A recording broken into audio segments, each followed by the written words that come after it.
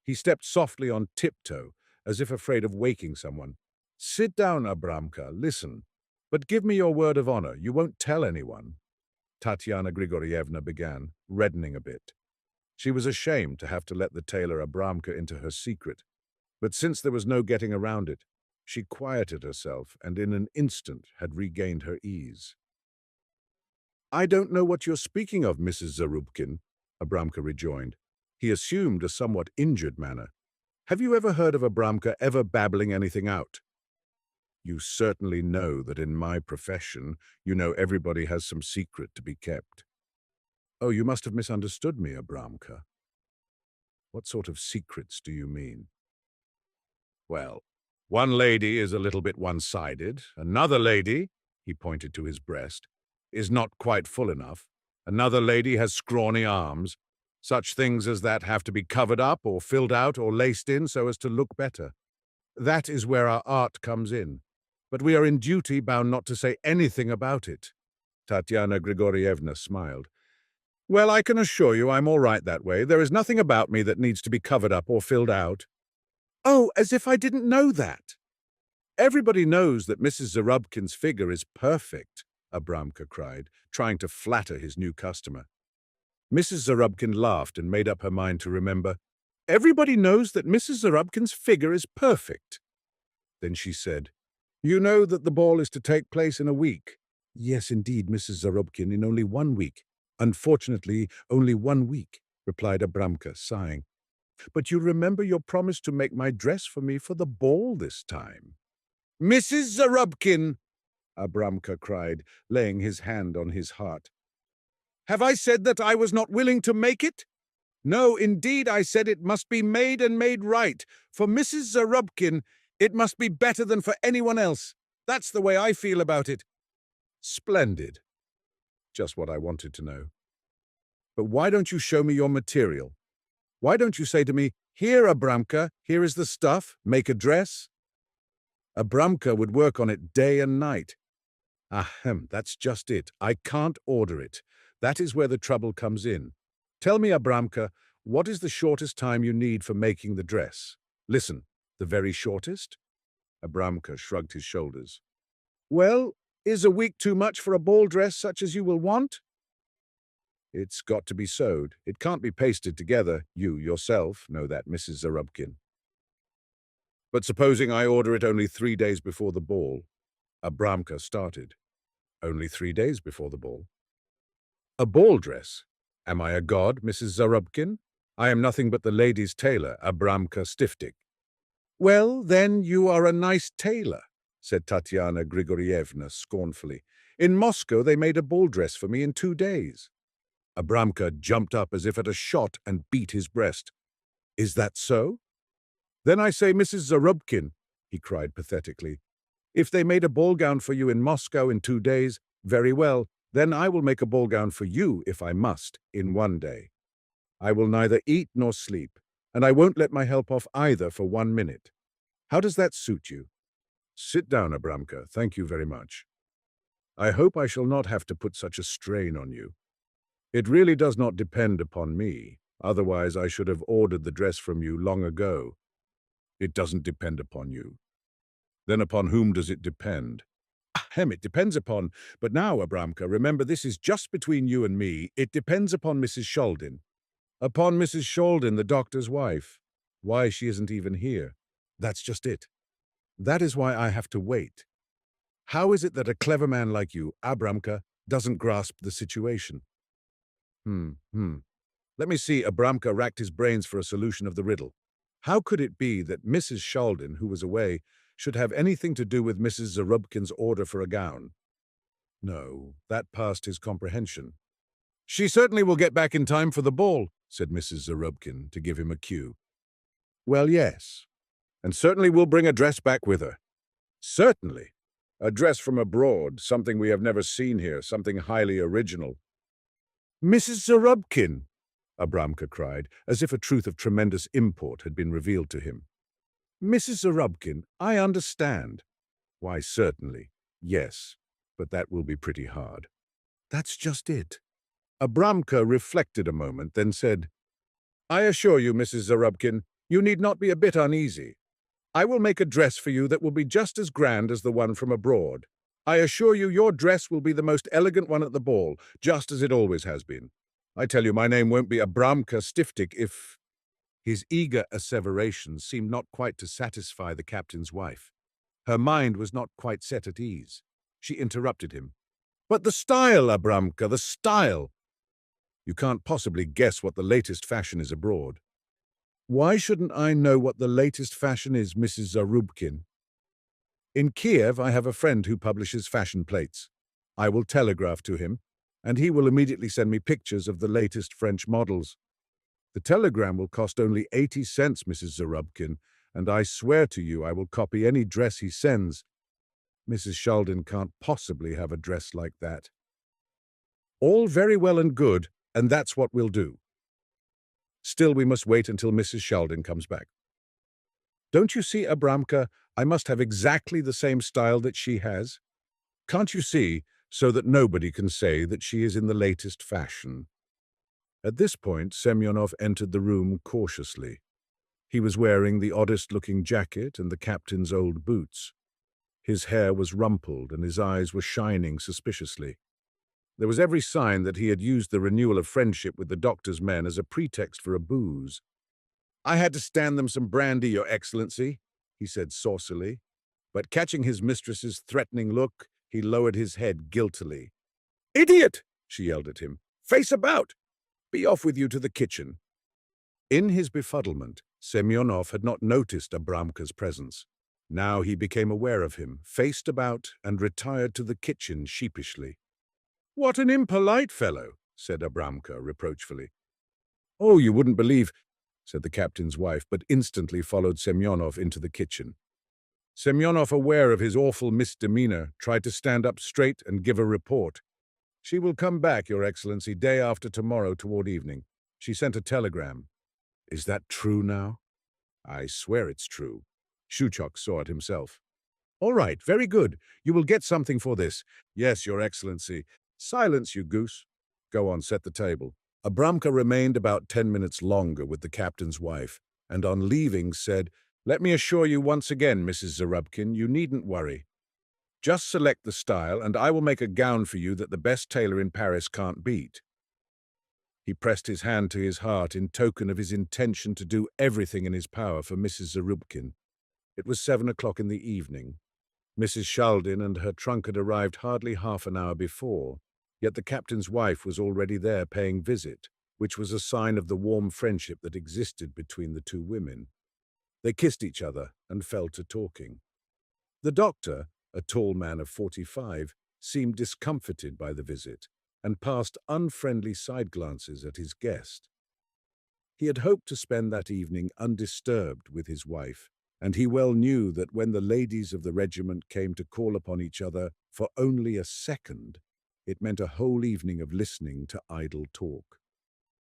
"You wouldn't believe me, dear, how bored I was the whole time you were away. How I longed for you, Natalie Semyonovna. But you probably never gave us a thought." "Oh, how can you say anything like that? I was thinking of you every minute, every second. If I hadn't been obliged to finish the cure, I should have returned long ago. No matter how beautiful it may be away from home, still the only place to live is among those that are near and dear to you." These were only the preliminary soundings. They lasted with variations for a quarter of an hour. First, Mrs. Shaldin narrated a few incidents of the trip. Then Mrs. Zarubkin gave a report of some of the chief happenings in the life of the regiment. When the conversation was in full swing, and the samovar was singing on the table, and the pancakes were spreading their appetizing odor, the captain's wife suddenly cried, "I wonder what the fashions are abroad now. I say, you must have feasted your eyes on them." Mrs. Shaldin simply replied with a scornful gesture. "Other people may like them, but I don't care for them one bit. I am glad we here don't get to see them until a year later. You know, Tatyana Grigorievna, you sometimes see the ugliest styles." "Really?" asked the captain's wife eagerly, her eyes gleaming with curiosity. The great moment of complete revelation seemed to have arrived. "Perfectly hideous, I tell you. Just imagine, you know how nice the plain skirts were. Then why change them? But no, to be in style now, the skirts have to be draped. Why? It is just a sign of complete lack of imagination. And in Lyons, they got out a new kind of silk, but that is still a French secret. Why a secret? The silk is certainly being worn already? Yes, one does see it being worn already, but when it was first manufactured, the greatest secret was made of it. They were afraid the Germans would imitate, you understand? Oh, but what is the latest style? I really can't explain it to you. All I know is it is something awful. She can't explain. That means she doesn't want to explain. Oh, the cunning one.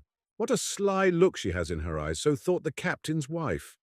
From the very beginning of the conversation, the two warm friends, it need scarcely be said, were mutually distrustful. Each had the conviction that everything the other said was to be taken in the very opposite sense. They were of about the same age, Mrs. Shaldin possibly 1 or 2 years younger than Mrs. Zarubkin. Mrs. Zarubkin was rather plump and had heavy light hair. Her appearance was blooming. Mrs. Shaldin was slim, though well-proportioned. She was a brunette with a pale complexion and large dark eyes. They were two types of beauty very likely to divide the gentlemen of the regiment into two camps of admirers. But women are never content with halves. Mrs. Zarubkin wanted to see all the officers of the regiment at her feet, and so did Mrs. Shaldin. It naturally led to great rivalry between the two women, of which they were both conscious, though they always had the friendliest smiles for each other. Mrs. Shaldin tried to give a different turn to the conversation. Do you think the ball will be interesting this year? Why should it be interesting? Rejoined the captain's wife scornfully. Always the same people, the same old humdrum jog-trot. I suppose the ladies have been besieging our poor Abramka. I really can't tell you. So far as I am concerned, I have scarcely looked at what he made for me. How's that? Didn't you order your dress from Moscow again? No, it really does not pay. I am sick of the bother of it all. Why all that trouble? For whom? Our officers don't care a bit how one dresses. They haven't the least taste. There's something back of that, thought Mrs. Shaldin. The captain's wife continued with apparent indifference. I can guess what a gorgeous dress you had made abroad. Certainly in the latest fashion. I? Mrs. Shaldin laughed innocently. How could I get the time during my cure to think of a dress? As a matter of fact, I completely forgot the ball, thought of it at the last moment, and bought the first piece of goods I laid my hands on. Pink? Oh no, how can you say pink? Light blue, then? You can't call it exactly light blue. It is a very undefined sort of color. I really wouldn't know what to call it. But it certainly must have some sort of a shade. You may believe me or not if you choose, but really I don't know.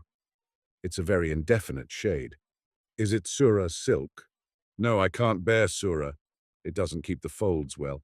I suppose it is crêpe de chine. Heavens, no. Crêpe de chine is much too expensive for me. Then what can it be? Oh, wait a minute. What is the name of that goods? You know there are so many funny new names now. They don't make any sense. Then show me your dress, dearest. Do please show me your dress. Mrs. Shaldin seemed to be highly embarrassed. I am so sorry I can't. It is way down at the bottom of the trunk. There is the trunk. You see yourself I couldn't unpack it now. The trunk, close to the wall, was covered with oilcloth and tied tight with heavy cords. The captain's wife devoured it with her eyes. She would have liked to see through and through it. She had nothing to say in reply because it certainly was impossible to ask her friend, tired out from her recent journey, to begin to unpack right away and take out all her things just to show her her new dress. Yet she could not tear her eyes away from the trunk. There was a magic in it that held her enthralled. Had she been alone, she would have begun to unpack it herself, nor even have asked the help of a servant to undo the knots. Now there was nothing left for her but to turn her eyes sorrowfully away from the fascinating object and take up another topic of conversation to which she would be utterly indifferent. But she couldn't think of anything else to talk about. Mrs. Shaldin must have prepared herself beforehand. She must have suspected something. So now Mrs. Zarubkin pinned her last hope to Abramka's inventiveness. She glanced at the clock. Dear me, she exclaimed, as if surprised at the lateness of the hour. "I must be going." "I don't want to disturb you any longer either, dearest. You must be very tired. I hope you rest well." She shook hands with Mrs. Shaldin, kissed her, and left. Abramka Stiftik had just taken off his coat and was doing some ironing in his shirt sleeves when a peculiar figure appeared in his shop. It was that of a stocky orderly in a well-worn uniform without buttons and old galoshes instead of boots. His face was gloomy-looking and was covered with a heavy growth of hair. Abramka knew this figure well. It seemed always just to have been awakened from the deepest sleep. "Ah, Shuchok, what do you want?" "Mrs. Shaldin would like you to call upon her," said Shuchok. He behaved as if he had come on a terribly serious mission. "Ah, that's so, your lady has come back." "I heard about it. You see, I am very busy. Still, you may tell her I am coming right away. I just want to finish ironing Mrs. Konopotkin's dress." Abramka simply wanted to keep up appearances, as always when he was sent for. But his joy at the summons to Mrs. Shaldin was so great that to the astonishment of his helpers and Shuchok, he left immediately. He found Mrs. Shaldin alone. She had not slept well the 2 nights before and had risen late that morning. Her husband had left long before for the military hospital. She was sitting beside her open trunk, taking her things out very carefully. "How do you do, Mrs. Shaldin? Welcome back to Khmyelsk. I congratulate you on your happy arrival." "Oh, how do you do, Abramka?" said Mrs. Shaldin delightedly. "We haven't seen each other for a long time, have we?" "I was rather homesick for you." "Oh, Mrs. Shaldin, you must have had a very good time abroad." "But what do you need me for? You certainly brought a dress back with you." "Abramka always comes in handy," said Mrs. Shaldin jestingly. "We ladies of the regiment are quite helpless without Abramka. Take a seat." Abramka seated himself. He felt much more at ease in Mrs. Shaldin's home than in Mrs. Zarubkin's. Mrs. Shaldin did not order her clothes from Moscow. She was a steady customer of his. In this room he had many a time circled about the doctor's wife with a yard measure, pins, chalk and scissors, had kneeled down beside her, raised himself to his feet, bent over again and stood puzzling over some difficult problem of dressmaking. How low to cut the dress out at the neck, how long to make the train, how wide the hem, and so on. None of the ladies of the regiment ordered as much from him as Mrs. Shaldin. Her grandmother would send her material from Kiev, or the doctor would go on a professional trip to Chernigov and always bring some goods back with him. Or sometimes her aunt in Voronezh would make her a gift of some silk. "Abramka is always ready to serve Mrs. Shaldin first," said the tailor, though seized with a little pang, as if bitten by a guilty conscience. "Are you sure you are telling the truth? Is Abramka always to be depended upon?" Is he?" She looked at him searchingly from beneath drooping lids. "What a question," rejoined Abramka. His face quivered slightly. His feeling of discomfort was waxing. "Has Abramka ever—" "Oh, things can happen. But all right, never mind. I brought a dress along with me. I had to have it made in a great hurry, and there is just a little more to be done on it. Now, if I give you this dress to finish, can I be sure that you positively won't tell another soul how it is made?" "Mrs. Shaldin, oh, Mrs. Shaldin," said Abramka reproachfully. Nevertheless, the expression of his face was not so reassuring as usual. "You give me your word of honor?" "Certainly. My name isn't Abramka Stiftik. If I— Well, all right, I will trust you. But be careful. You know of whom you must be careful?" "Who is that, Mrs. Shaldin?" "Oh, you know very well whom I mean. No, you needn't put your hand on your heart. She was here to see me yesterday and tried in every way she could to find out how my dress is made. But she couldn't get it out of me." Abramka sighed. Mrs. Shaldin seemed to suspect his betrayal. "I am right, am I not? She has not had her dress made yet, has she? She waited to see my dress, didn't she? And she told you to copy the style, didn't she?" Mrs. Shaldin asked with honest naivety. "But I warn you, Abramka, if you give away the least little thing about my dress, then all is over between you and me. Remember that." Abramka's hand went to his heart again, and the gesture carried the same sense of conviction as of old. Mrs. Sheldon, how can you speak like that? Wait a moment. Mrs. Sheldon left the room. About 10 minutes passed, during which Abramka had plenty of time to reflect. How could he have given the captain's wife a promise like that so lightly? What was the captain's wife to him as compared with the doctor's wife?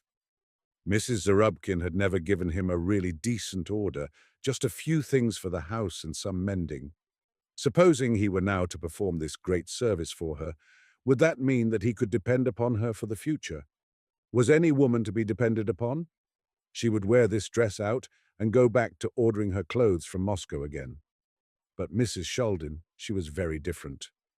He could forgive her having brought this one dress along from abroad. What woman in Russia would have refrained, when abroad, from buying a new dress? Mrs. Sheldon would continue to be his steady customer all the same. The door opened. Abramka rose involuntarily and clasped his hands in astonishment. "Well," he exclaimed rapturously, "that is a dress, that is. My!" He was so stunned he could find nothing more to say. And how charming Mrs. Sheldon looked in her wonderful gown. Her tall, slim figure seemed to have been made for it. What simple yet elegant lines. At first glance you would think it was nothing more than an ordinary house gown, but only at first glance. If you looked at it again, you could tell right away that it met all the requirements of a fancy ball gown. What struck Abramka most was that it had no waistline, that it did not consist of bodice and skirt. That was strange.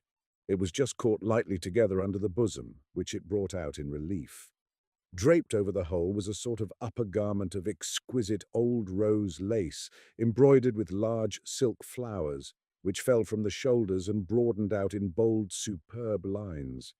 The dress was cut low and edged with a narrow strip of black down around the bosom, around the bottom of the lace drapery, and around the hem of the skirt.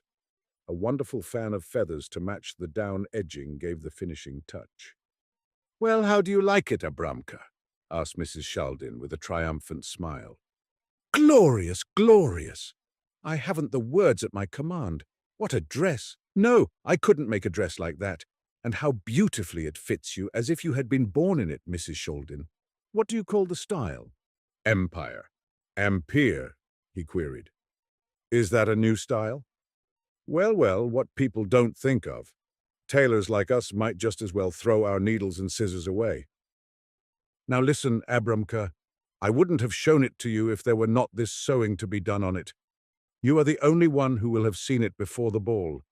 I am not even letting my husband look at it." "Oh, Mrs. Sheldon, you can rely upon me as upon a rock. But after the ball, may I copy it?" "Oh yes, after the ball copy it as much as you please, but not now, not for anything in the world." There were no doubts in Abramka's mind when he left the doctor's house. He had arrived at his decision. That superb creation had conquered him.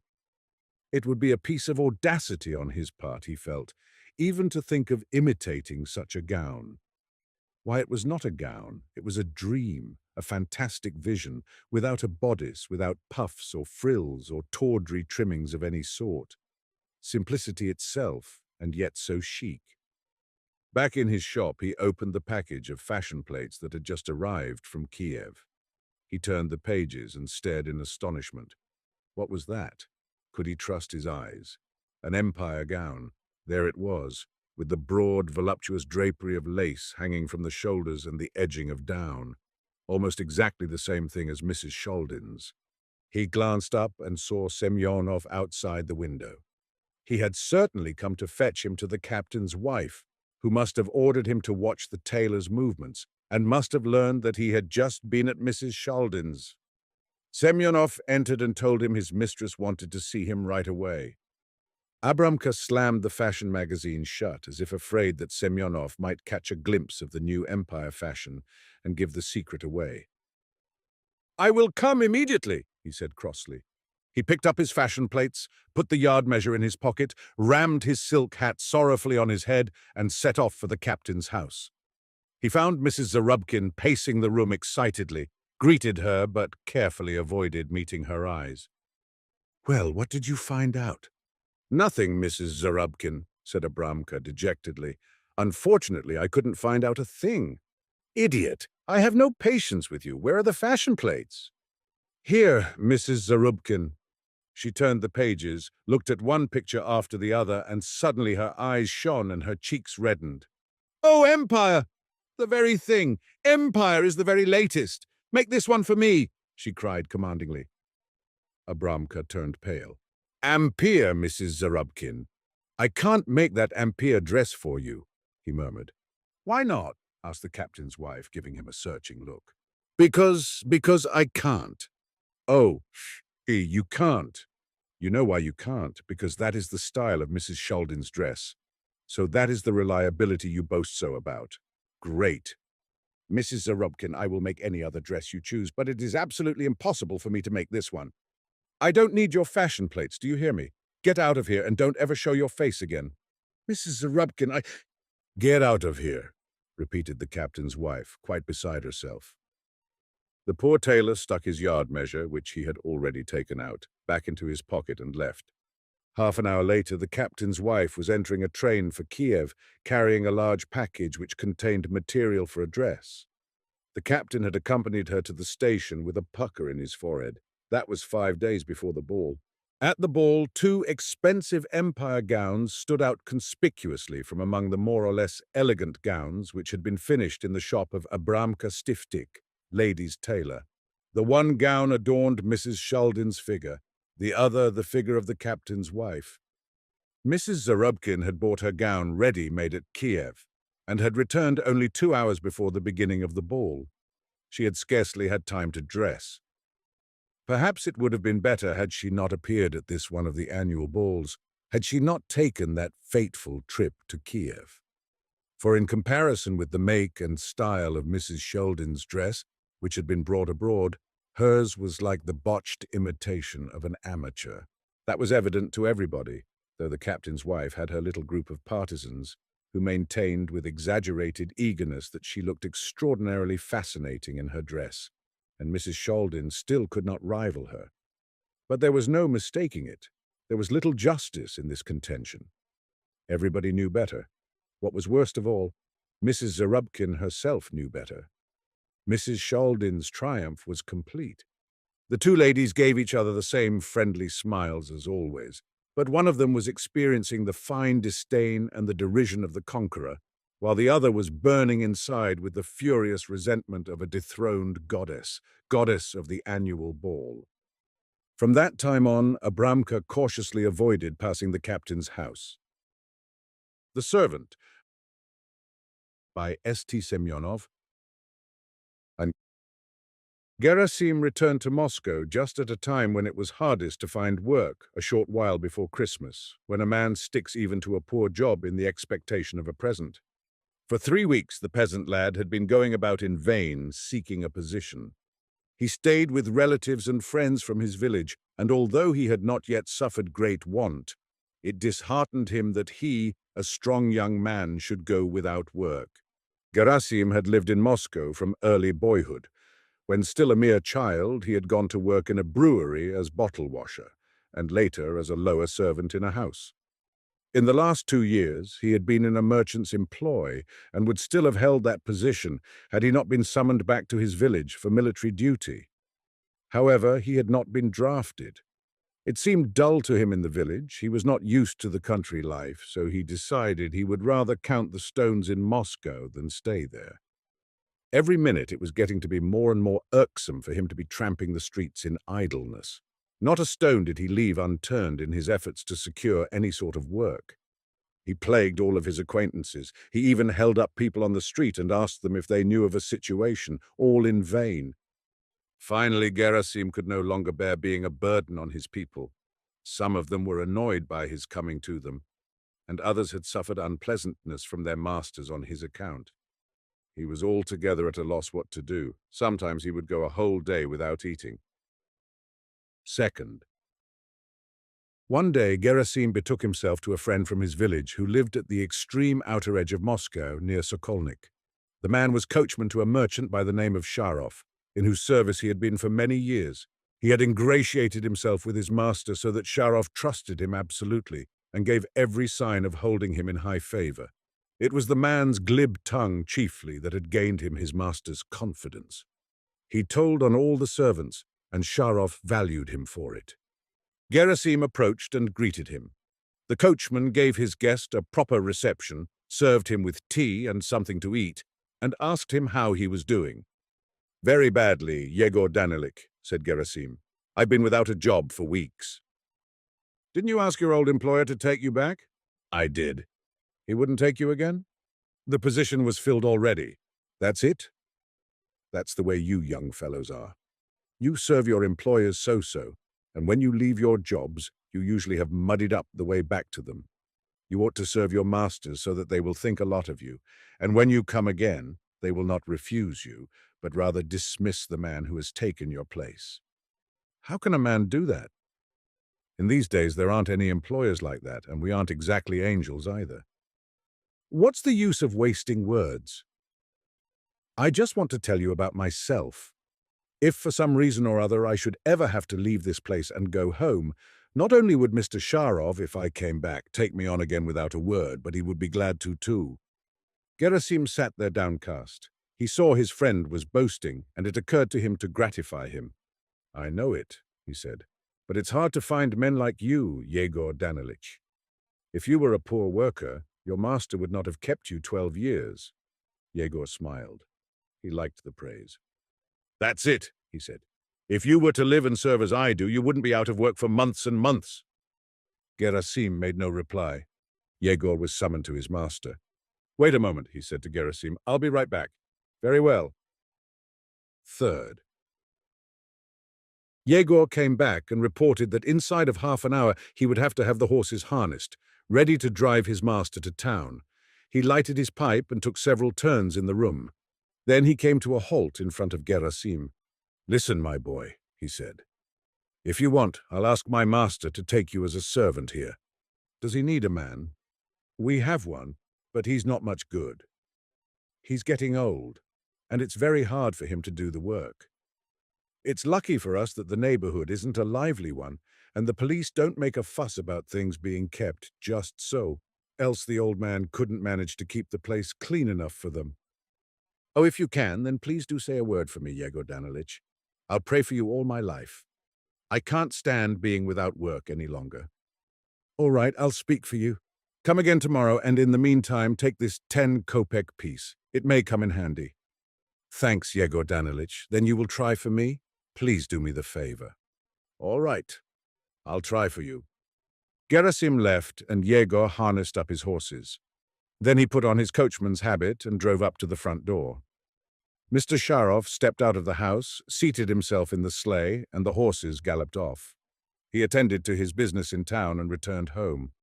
Yegor, observing that his master was in a good humor, said to him, "Yegor Fyodorich, I have a favor to ask of you." "What is it?" "There's a young man from my village here, a good boy. He's without a job." "Well, wouldn't you take him?" "What do I want him for?" "Use him as man of all work round the place." "How about Polikarpych?" "What good is he? It's about time you dismissed him." "That wouldn't be fair. He has been with me so many years. I can't let him go just so, without any cause." "Supposing he has worked for you for years?" "He didn't work for nothing. He got paid for it. He certainly saved up a few dollars for his old age." "Saved up? How could he? From what? He's not alone in the world. He has a wife to support, and she has to eat and drink also." "His wife earns money, too, at day's work as charwoman." "A lot she could have made. Enough for Kvass. Why should you care about Polikarpych and his wife? To tell you the truth, he's a very poor servant. Why should you throw your money away on him? He never shovels the snow away on time or does anything right. And when it comes his turn to be night watchman, he slips away at least 10 times a night. It's too cold for him. You'll see, someday, because of him, you will have trouble with the police. The quarterly inspector will descend on us, and it won't be so agreeable for you to be responsible for Polikarpych. Still, it's pretty rough. He's been with me 15 years. And to treat him that way in his old age, it would be a sin." "A sin? Why, what harm would you be doing him? He won't starve. He'll go to the almshouse. It will be better for him, too, to be quiet in his old age." Sharov reflected. "All right," he said finally. "Bring your friend here. I'll see what I can do." Do take him, sir. I'm so sorry for him. He's a good boy, and he's been without work for such a long time. I know he'll do his work well and serve you faithfully. On account of having to report for military duty, he lost his last position. If it hadn't been for that, his master would never have let him go.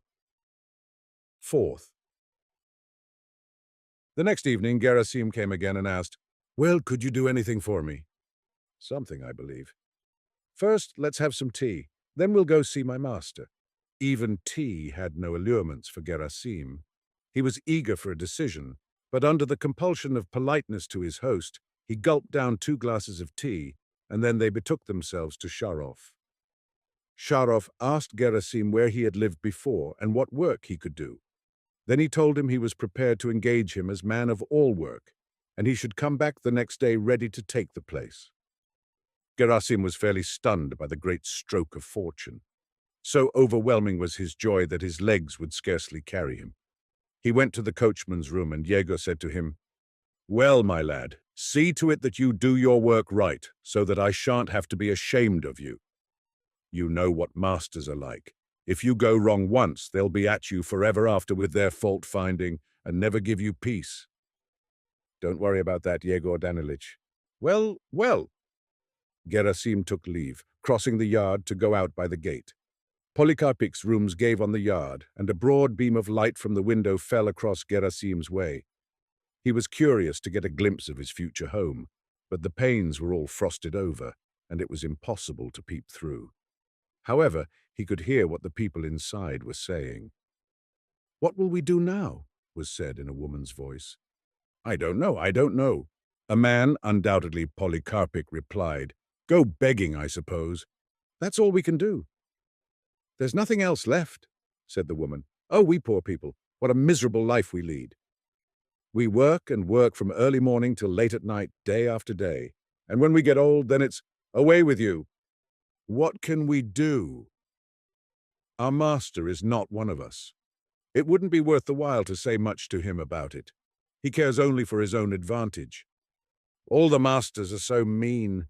They don't think of anyone but themselves. It doesn't occur to them that we work for them honestly and faithfully for years and use up our best strength in their service. They're afraid to keep us a year longer, even though we've got all the strength we need to do their work. If we weren't strong enough, we'd go of our own accord. The master's not so much to blame as his coachman. Yegor Danilych wants to get a good position for his friend. Yes, he's a serpent. He knows how to wag his tongue. You wait, you foul-mouthed beast. I'll get even with you. I'll go straight to the master and tell him how the fellow deceives him, how he steals the hay and fodder. I'll put it down in writing, and he can convince himself how the fellow lies about us all. Don't, old woman, don't sin. Sin? Isn't what I said all true? I know to a dot what I'm saying, and I mean to tell it straight out to the master. He should see with his own eyes. Why not? What can we do now, anyhow? Where shall we go? He's ruined us, ruined us. The old woman burst out sobbing. Gerasim heard all that, and it stabbed him like a dagger. He realized what misfortune he would be bringing the old people, and it made him sick at heart. He stood there a long while, saddened, lost in thought. Then he turned and went back into the coachman's room. "Ah, you forgot something?" "No, Yegor Danilych." Gerasim stammered out, "I've come, listen, I want to thank you ever and ever so much for the way you received me and all the trouble you took for me, but I can't take the place." What does that mean?" "Nothing. I don't want the place. I will look for another one for myself." Yegor flew into a rage. "Did you mean to make a fool of me? Did you, you idiot? You come here so meek. Try for me. Do try for me. And then you refuse to take the place. You rascal, you have disgraced me." Gerasim found nothing to say in reply. He reddened and lowered his eyes. Yegor turned his back scornfully and said nothing more. Then Gerasim quietly picked up his cap and left the coachman's room. He crossed the yard rapidly, went out by the gate, and hurried off down the street. He felt happy and light-hearted. One Autumn Night by Maxim Gorky. Once in the autumn, I happened to be in a very unpleasant and inconvenient position. In the town where I had just arrived and where I knew not a soul, I found myself without a farthing in my pocket and without a night's lodging. Having sold, during the first few days, every part of my costume without which it was still possible to go about, I passed from the town into the quarter called East, where were the steamship wharves, a quarter which during the navigation season fermented with boisterous, laborious life, but now was silent and deserted, for we were in the last days of October. Dragging my feet along the moist sand and obstinately scrutinizing it with the desire to discover in it any sort of fragment of food, I wandered alone among the deserted buildings and warehouses and thought how good it would be to get a full meal. In our present state of culture, hunger of the mind is more quickly satisfied than hunger of the body. You wander about the streets, you are surrounded by buildings not bad looking from the outside and, you may safely say it, not so badly furnished inside, and the sight of them may excite within you stimulating ideas about architecture, hygiene, and many other wise and high-flying subjects. You may meet warmly and neatly dressed folks, all very polite and turning away from you tactfully, not wishing offensively to notice the lamentable fact of your existence. Well, the mind of a hungry man is always better nourished and healthier than the mind of the well-fed man, and there you have a situation from which you may draw a very ingenious conclusion in favor of the ill-fed. The evening was approaching, the rain was falling, and the wind blew violently from the north. It whistled in the empty booths and shops, blew into the plastered window panes of the taverns, and whipped into foam the wavelets of the river which splashed noisily on the sandy shore, casting high their white crests, racing one after another into the dim distance, and leaping impetuously over one another's shoulders. It seemed as if the river felt the proximity of winter, and was running at random away from the fetters of ice which the north wind might well have flung upon her that very night. The sky was heavy and dark. Down from it swept incessantly scarcely visible drops of rain, and the melancholy elegy in nature all around me was emphasized by a couple of battered and misshapen willow trees and a boat, bottom upwards, that was fastened to their roots.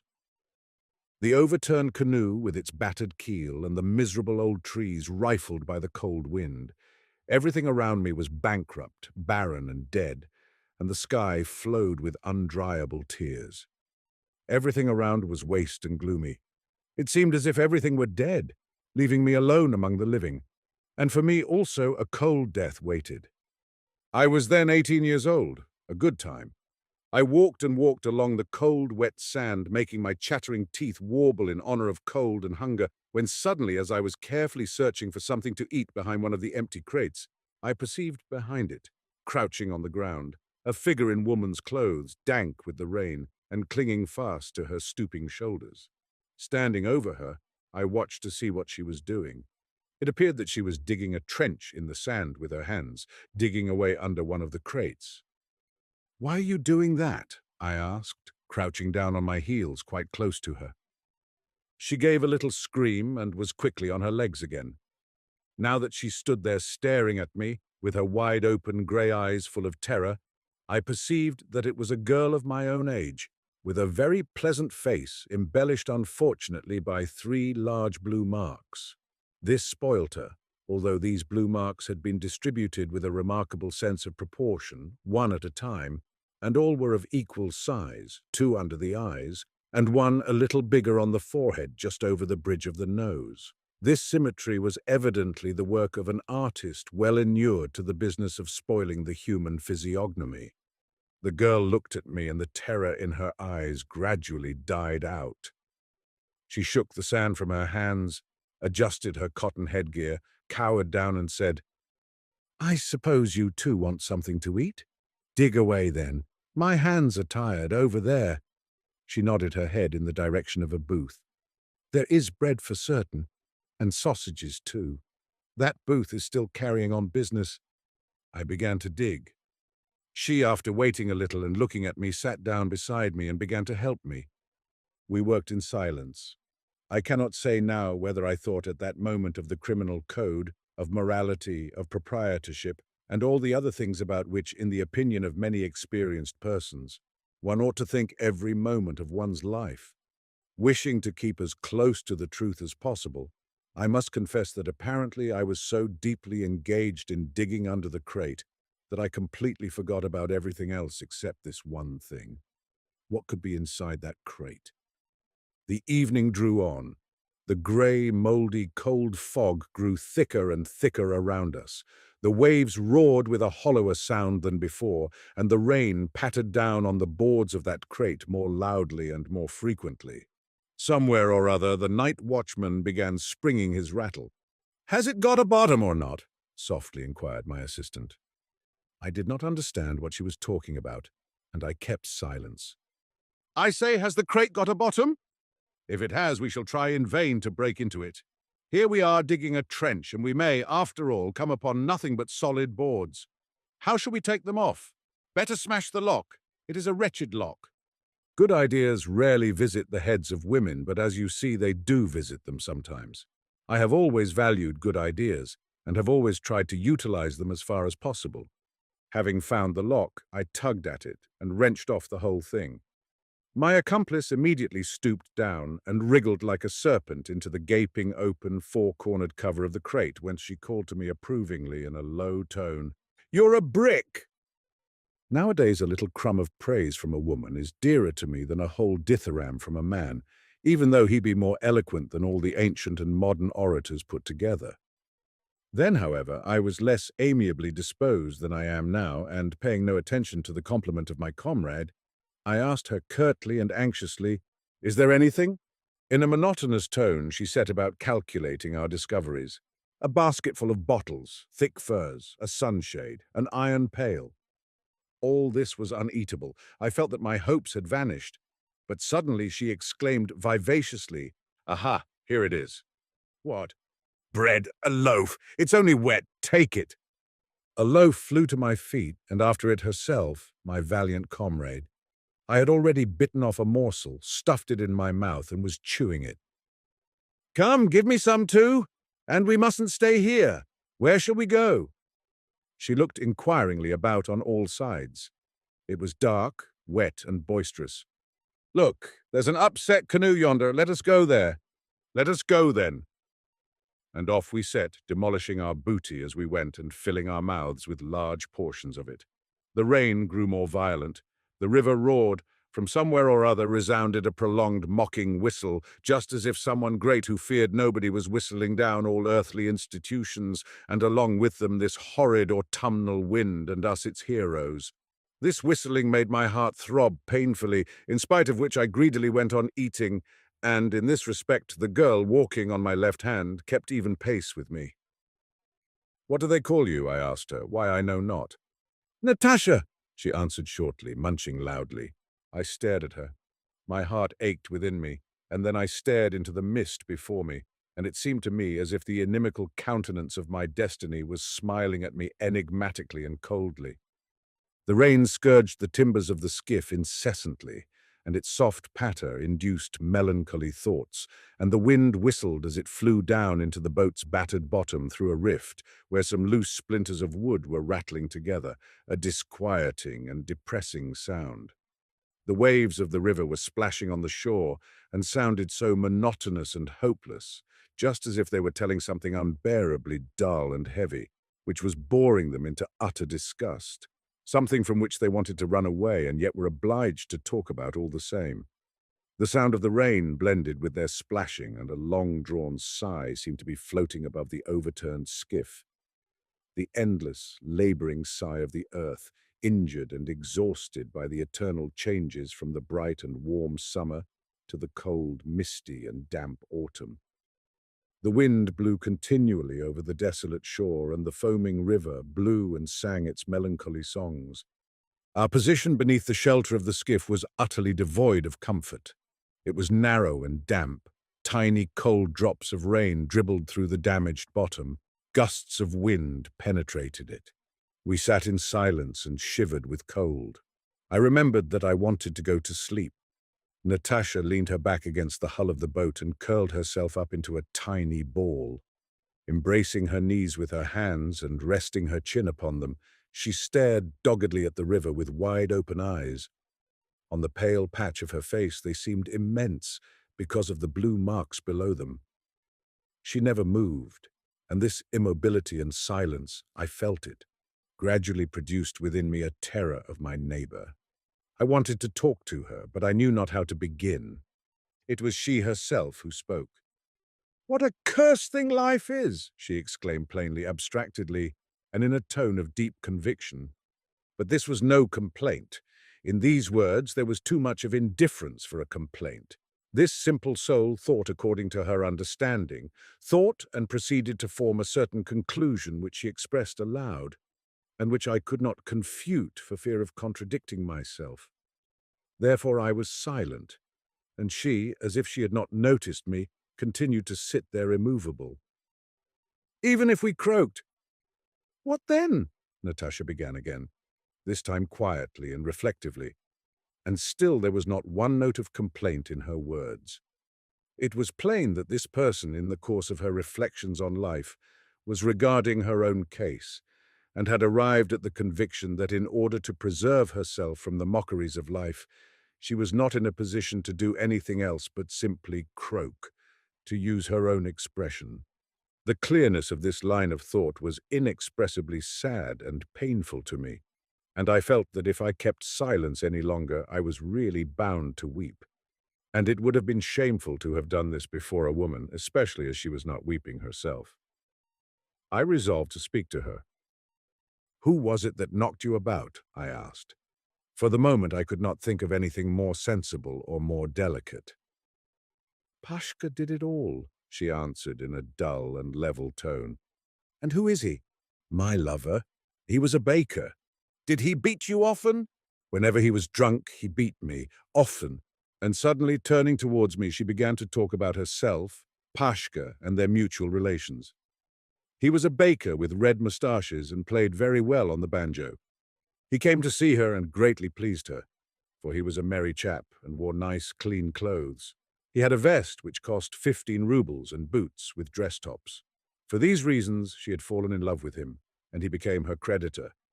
And when he became her creditor, he made it his business to take away from her the money which her other friends gave to her for bonbons, and getting drunk on this money, he would fall to beating her. But that would have been nothing if he hadn't also begun to run after other girls before her very eyes. Now, wasn't that an insult? I am not worse than the others. Of course, that meant that he was laughing at me, the blackguard. The day before yesterday, I asked leave of my mistress to go out for a bit, went to him, and there I found Dimka sitting beside him drunk. And he too was half seas over. I said, "You scoundrel, you!" And he gave me a thorough hiding. He kicked me and dragged me by the hair. But that was nothing to what came after. He spoiled everything I had on, left me just as I am now. How could I appear before my mistress? He spoiled everything, my dress and my jacket too. It was quite a new one. I gave a 5 for it, and tore my kerchief from my head. "Oh, Lord, what will become of me now?" she suddenly whined in a lamentable, overstrained voice. The wind howled and became ever colder and more boisterous. Again my teeth began to dance up and down, and she, huddled up to avoid the cold, pressed as closely to me as she could, so that I could see the gleam of her eyes through the darkness. "What wretches all you men are! I'd burn you all in an oven, I'd cut you in pieces. If any one of you was dying, I'd spit in his mouth and not pity him a bit. Mean skunks! You wheedle and wheedle, you wag your tails like cringing dogs, and we fools give ourselves up to you, and it's all up with us. Immediately you trample us underfoot. Miserable loafers." She cursed us up and down, but there was no vigor, no malice, no hatred of these miserable loafers in her cursing that I could hear. The tone of her language by no means corresponded with its subject matter, for it was calm enough, and the gamut of her voice was terribly poor.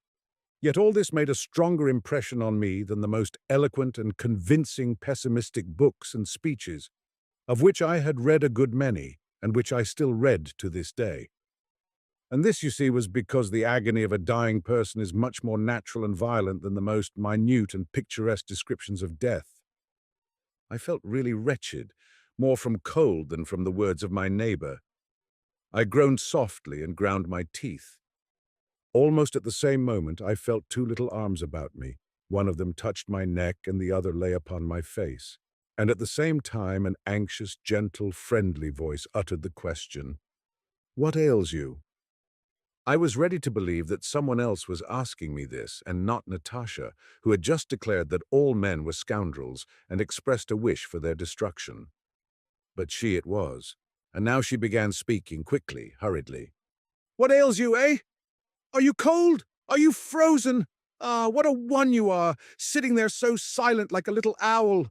Why, you should have told me long ago that you were cold. Come, lie on the ground. Stretch yourself out and I will lie. There, how's that? Now put your arms round me. Tighter. How's that? You shall be warm very soon now. And then we'll lie back to back. The night will pass so quickly, see if it won't. I say, have you two been drinking? Turned out of your place, eh?" "It doesn't matter." And she comforted me. She encouraged me. May I be thrice accursed. What a world of irony was in this single fact for me. Just imagine, here was I, seriously occupied at this very time with the destiny of humanity, thinking of the reorganization of the social system, of political revolutions, reading all sorts of devilishly wise books whose abysmal profundity was certainly unfathomable by their very authors. At this very time, I say, I was trying with all my might to make of myself a potent, active social force. It even seemed to me that I had partially accomplished my object. Anyhow, at this time, in my ideas about myself, I'd got so far as to recognize that I had an exclusive right to exist, that I had the necessary greatness to deserve to live my life, and that I was fully competent to play a great historical part therein.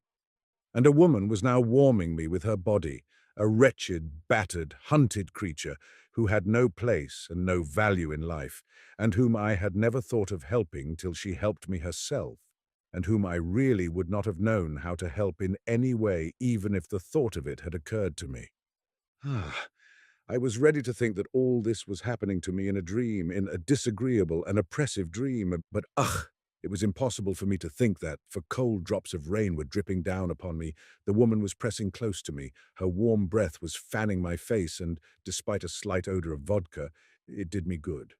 The wind howled and raged, the rain smote upon the skiff, the waves splashed, and both of us, embracing each other convulsively, nevertheless shivered with cold. All this was only too real, and I'm certain that nobody ever dreamed such an oppressive and horrid dream as that reality. But Natasha was talking all the time of something or other, talking kindly and sympathetically, as only women can talk. Beneath the influence of her voice and kindly words, a little fire began to burn up within me, and something inside my heart thawed in consequence.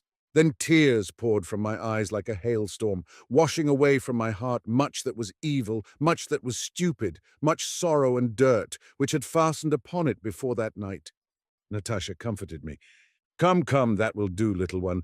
Don't take on. That'll do. God will give you another chance. You will right yourself and stand in your proper place again, and it will be all right." And she kept kissing me. Many kisses did she give me, burning kisses, and all for nothing.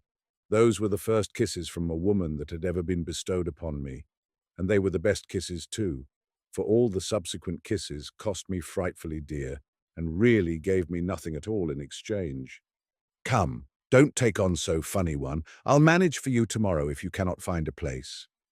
Her quiet, persuasive whispering sounded in my ears as if it came through a dream. There we lay till dawn, and when the dawn came, we crept from behind the skiff and went into the town. Then we took friendly leave of each other and never met again, although for half a year I searched in every hole and corner for that kind Natasha, with whom I spent the autumn night just described. If she be already dead, and well for her if it were so, may she rest in peace, and if she be alive, still I say peace to her soul, and may the consciousness of her fall never enter her soul, for that would be a superfluous and fruitless suffering if life is to be lived. Her Lover by Maxim Gorky. An acquaintance of mine once told me the following story. When I was a student at Moscow, I happened to live alongside one of those ladies whose repute is questionable. She was a Pole, and they called her Teresa. She was a tallish, powerfully built brunette, with black, bushy eyebrows and a large, coarse face as if carved out by a hatchet.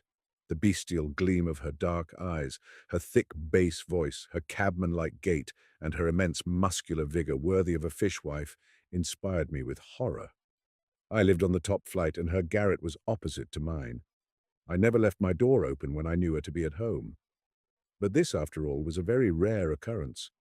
Sometimes I chanced to meet her on the staircase or in the yard, and she would smile upon me with a smile which seemed to me to be sly and cynical. Occasionally I saw her drunk, with bleary eyes, tousled hair, and a particularly hideous grin. On such occasions she would speak to me.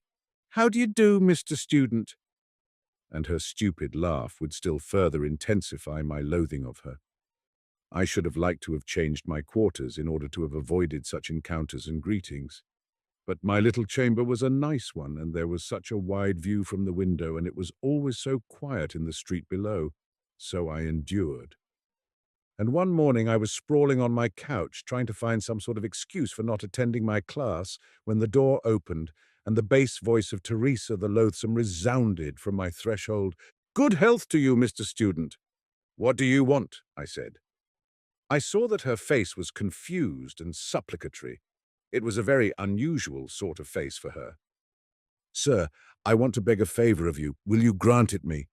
I lay there silent and thought to myself, "Gracious! Courage, my boy." "I want to send a letter home, that's what it is," she said. Her voice was beseeching, soft, timid. "Deuce take you," I thought, but up I jumped, sat down at my table, took a sheet of paper, and said, "Come here, sit down and dictate." She came, sat down very gingerly on a chair, and looked at me with a guilty look. "Well, to whom do you want to write?" "To Boleslav Kashput at the town of Sviptsiana, on the Warsaw Road." "Well, fire away." "My dear Bowles, my darling, my faithful lover, may the Mother of God protect thee, thou heart of gold. Why hast thou not written for such a long time to thy sorrowing little dove, Teresa?" I very nearly burst out laughing. A sorrowing little dove, more than 5 feet high, with fists a stone and more in weight, and as black a face as if the little dove had lived all its life in a chimney and had never once washed itself. Restraining myself somehow, I asked, "Who is this Bolest?" "Bowles, Mr. Student," she said, as if offended with me for blundering over the name. "He is Bowles, my young man." "Young man? Why are you so surprised, sir? Cannot I, a girl, have a young man? She, a girl? Well, oh, why not?" I said. "All things are possible. And has he been your young man long?" 6 years. Oh, ho, I thought. Well, let us write your letter. And I tell you plainly that I would willingly have changed places with this Bowles if his fair correspondent had been not Teresa, but something less than she." "I thank you most heartily, sir, for your kind services," said Teresa to me with a curtsy. "Perhaps I can show you some service, eh?" "No, I most humbly thank you all the same. Perhaps, sir, your shirts or your trousers may want a little mending." I felt that this mastodon in petticoats had made me grow quite red with shame, and I told her pretty sharply that I had no need whatever of her services. She departed. A week or two passed away. It was evening. I was sitting at my window whistling and thinking of some expedient for enabling me to get away from myself. I was bored. The weather was dirty. I didn't want to go out, and out of sheer ennui I began a course of self-analysis and reflection. This also was dull enough work, but I didn't care about doing anything else. Then the door opened. Heaven be praised. Someone came in. "Oh, Mr. Student, you have no pressing business, I hope?" It was Teresa. "Humph. No, what is it?" "I was going to ask you, sir, to write me another letter." "Very well. To Bowles, eh?" "No, this time it is from him." "What? Stupid that I am. It is not for me, Mr. Student, I beg your pardon. It is for a friend of mine, that is to say, not a friend but an acquaintance, a man acquaintance. He has a sweetheart just like me here, Teresa. That's how it is. Will you, sir, write a letter to this Teresa?" I looked at her. Her face was troubled. Her fingers were trembling. I was a bit fogged at first, and then I guessed how it was. "Look here, my lady," I said. "There are no Bowleses or Teresas at all, and you've been telling me a pack of lies. Don't you come sneaking about me any longer. I have no wish whatever to cultivate your acquaintance. Do you understand?" And suddenly she grew strangely terrified and distraught. She began to shift from foot to foot without moving from the place and spluttered comically as if she wanted to say something and couldn't. I waited to see what would come of all this, and I saw and felt that apparently I had made a great mistake in suspecting her of wishing to draw me from the path of righteousness. It was evidently something very different. "Mr. Student," she began, and suddenly waving her hand, she turned abruptly towards the door and went out. I remained with a very unpleasant feeling in my mind. I listened. Her door was flung violently to. Plainly the poor wench was very angry. I thought it over and resolved to go to her and inviting her to come in here write everything she wanted. I entered her apartment. I looked round. She was sitting at the table, leaning on her elbows, with her head in her hands. "Listen to me," I said. Now, whenever I come to this point in my story, I always feel horribly awkward and idiotic. Well. "Listen to me," I said. She leapt from her seat, came towards me with flashing eyes, and laying her hands on my shoulders, began to whisper, or rather to hum in her peculiar bass voice. "Look you now. It's like this. There's no Bowles at all, and there's no Teresa either. But what's that to you? Is it a hard thing for you to draw your pen over paper? Eh? Ah, and you too. Still such a little fair-haired boy. There's nobody at all, neither Bowles nor Teresa, only me. There you have it, and much good may it do you." "Pardon me," said I, altogether flabbergasted by such a reception. "What is it all about?" "There's no Bowles, you say?" "No, so it is." "And no Teresa either?" "And no Teresa. I'm Teresa." I didn't understand it at all. I fixed my eyes upon her and tried to make out which of us was taking leave of his or her senses. But she went again to the table, searched about for something, came back to me, and said in an offended tone, "If it was so hard for you to write to Bowles, look, there's your letter. Take it. Others will write for me." I looked. In her hand was my letter to Bowles. Phew! "Listen, Teresa. What is the meaning of all this? Why must you get others to write for you when I have already written it, and you haven't sent it?" "Sent it where?" "Why, to this Bowles. There's no such person." I absolutely did not understand it. There was nothing for me but to spit and go. Then she explained. "What is it?" she said, still offended. "There's no such person, I tell you." And she extended her arms as if she herself did not understand why there should be no such person. "But I wanted him to be. Am I then not a human creature like the rest of them? Yes, I know, of course. Yet no harm was done to anyone by my writing to him that I can see." "Pardon me. To whom?" "To Bowles, of course. But he doesn't exist." "Alas, alas, but what if he doesn't? He doesn't exist, but he might. I write to him, and it looks as if he did exist. And Teresa, that's me, and he replies to me, and then I write to him again."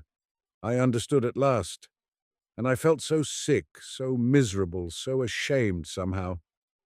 Alongside of me, not 3 yards away, lived a human creature who had nobody in the world to treat her kindly, affectionately, and this human being had invented a friend for herself.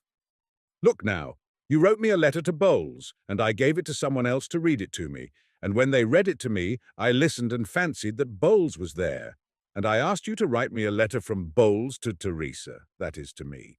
When they write such a letter for me and read it to me, I feel quite sure that Bowles is there, and life grows easier for me in consequence." "Deuce take you for a blockhead," said I to myself when I heard this.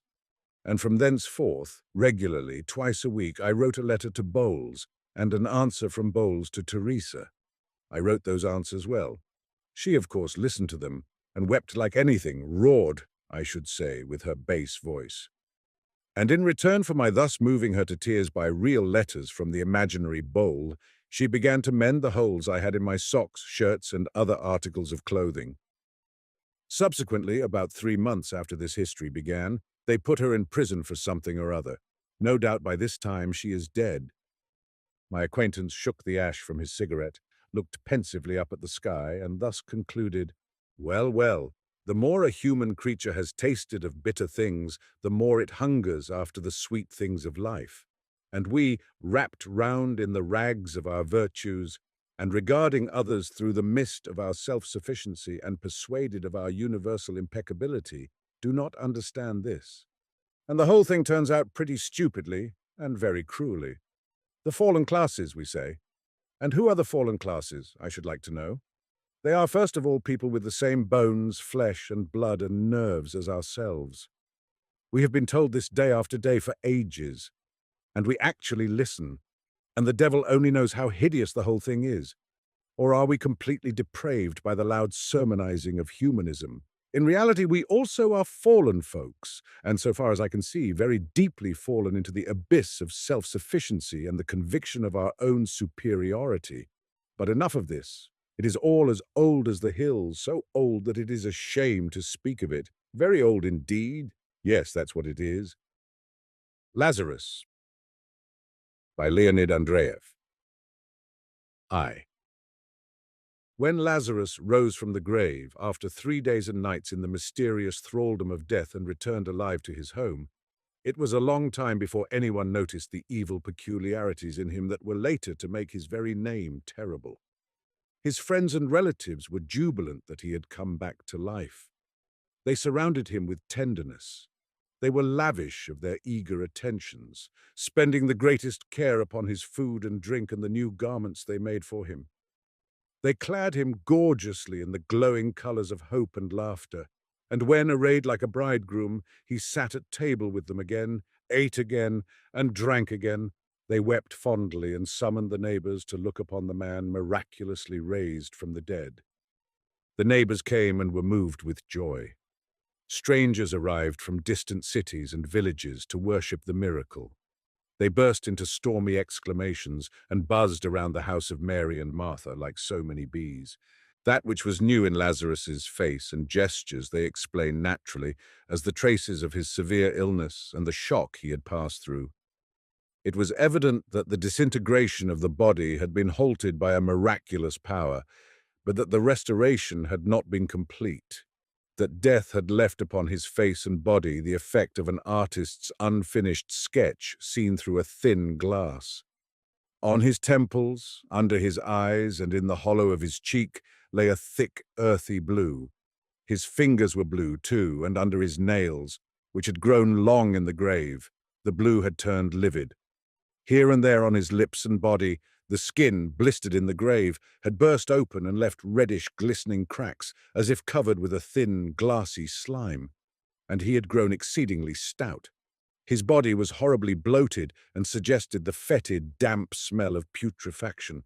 But the cadaverous, heavy odor that clung to his burial garments and, as it seemed, to his very body, soon wore off. And after some time the blue of his hands and face softened, and the reddish cracks of his skin smoothed out, though they never disappeared completely. Such was the aspect of Lazarus in his second life. It looked natural only to those who had seen him buried. Not merely Lazarus's face, but his very character, it seemed, had changed, though it astonished no one and did not attract the attention it deserved. Before his death, Lazarus had been cheerful and careless, a lover of laughter and harmless jest.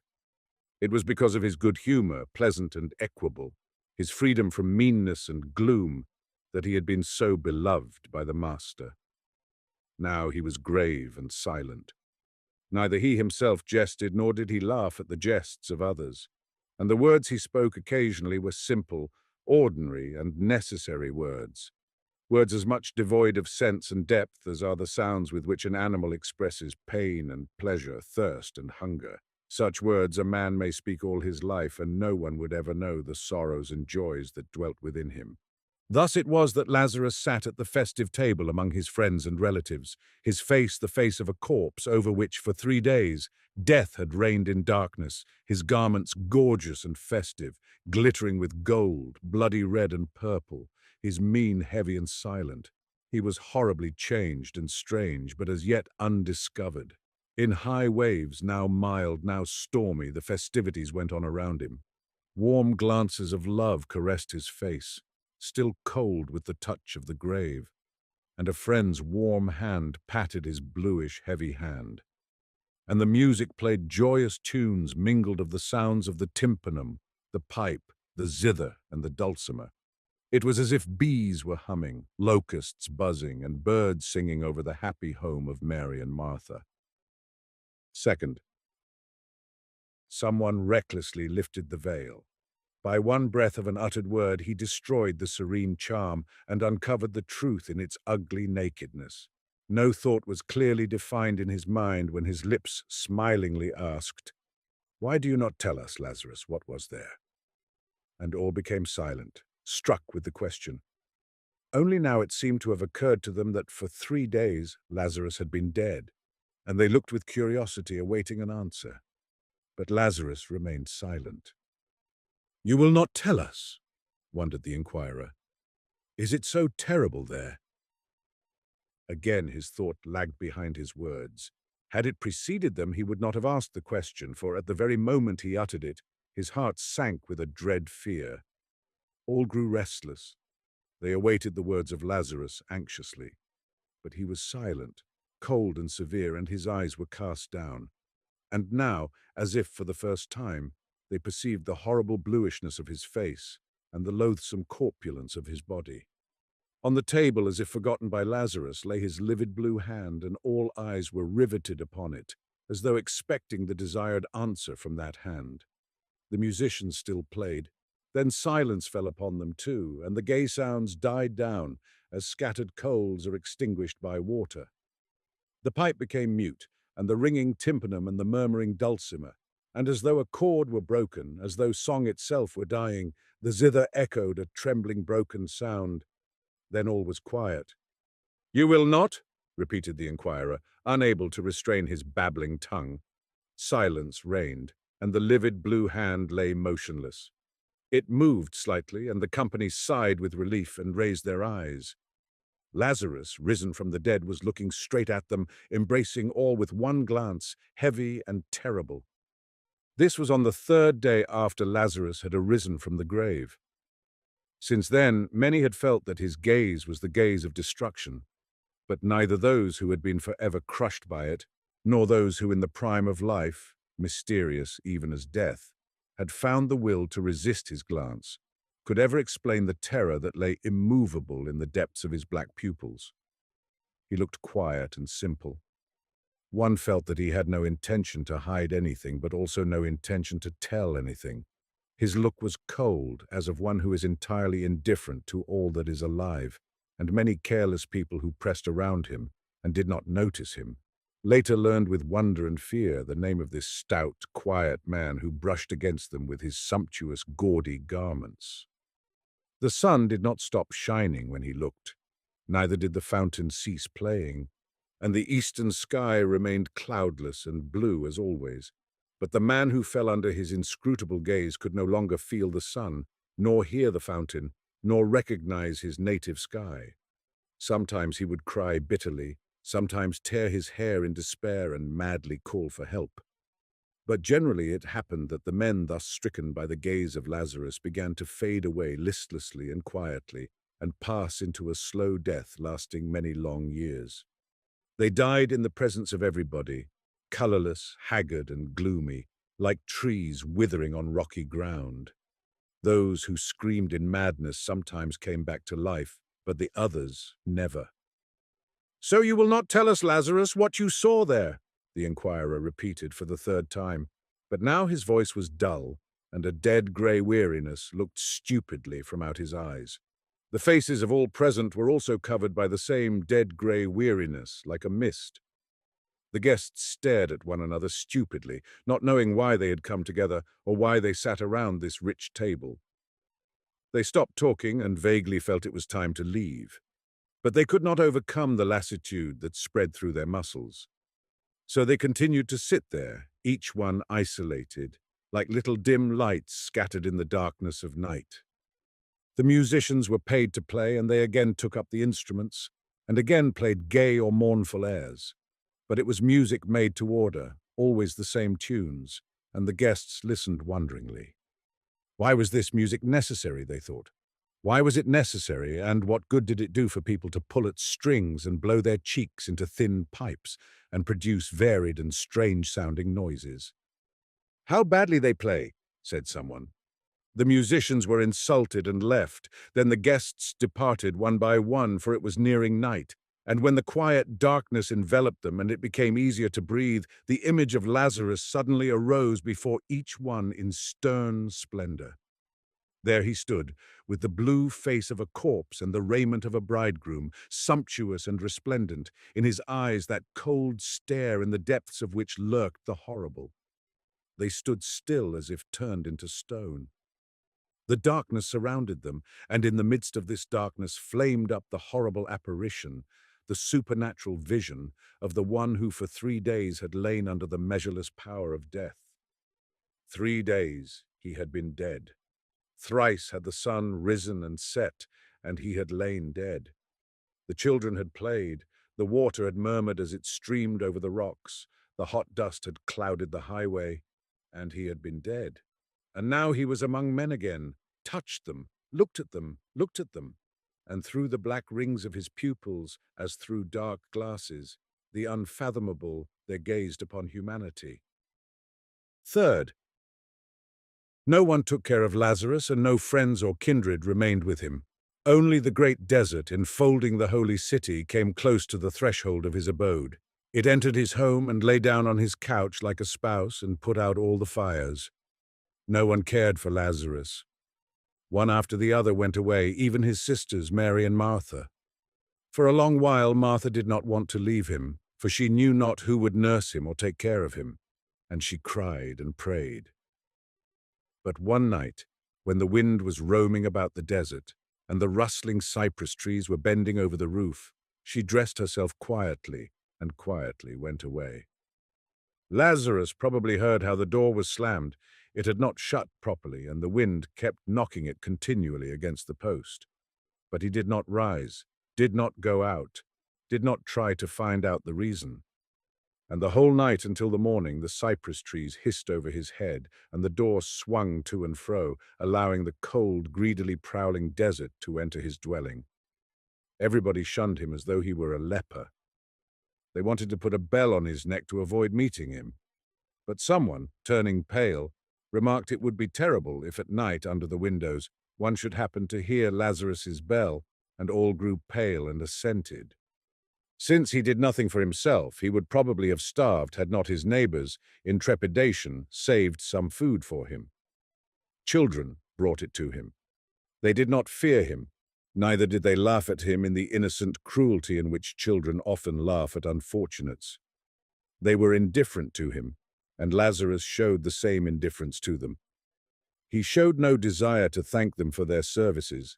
He did not try to pat the dark hands and look into the simple, shining little eyes. Abandoned to the ravages of time and the desert, his house was falling to ruins, and his hungry, bleating goats had long been scattered among his neighbors. His wedding garments had grown old. He wore them without changing them, as he had donned them on that happy day when the musicians played. He did not see the difference between old and new, between torn and whole. The brilliant colors were burnt and faded. The vicious dogs of the city and the sharp thorns of the desert had rent the fine clothes to shreds. During the day, when the sun beat down mercilessly upon all living things, and even the scorpions hid under the stones, convulsed with a mad desire to sting, he sat motionless in the burning rays, lifting high his blue face and shaggy wild beard.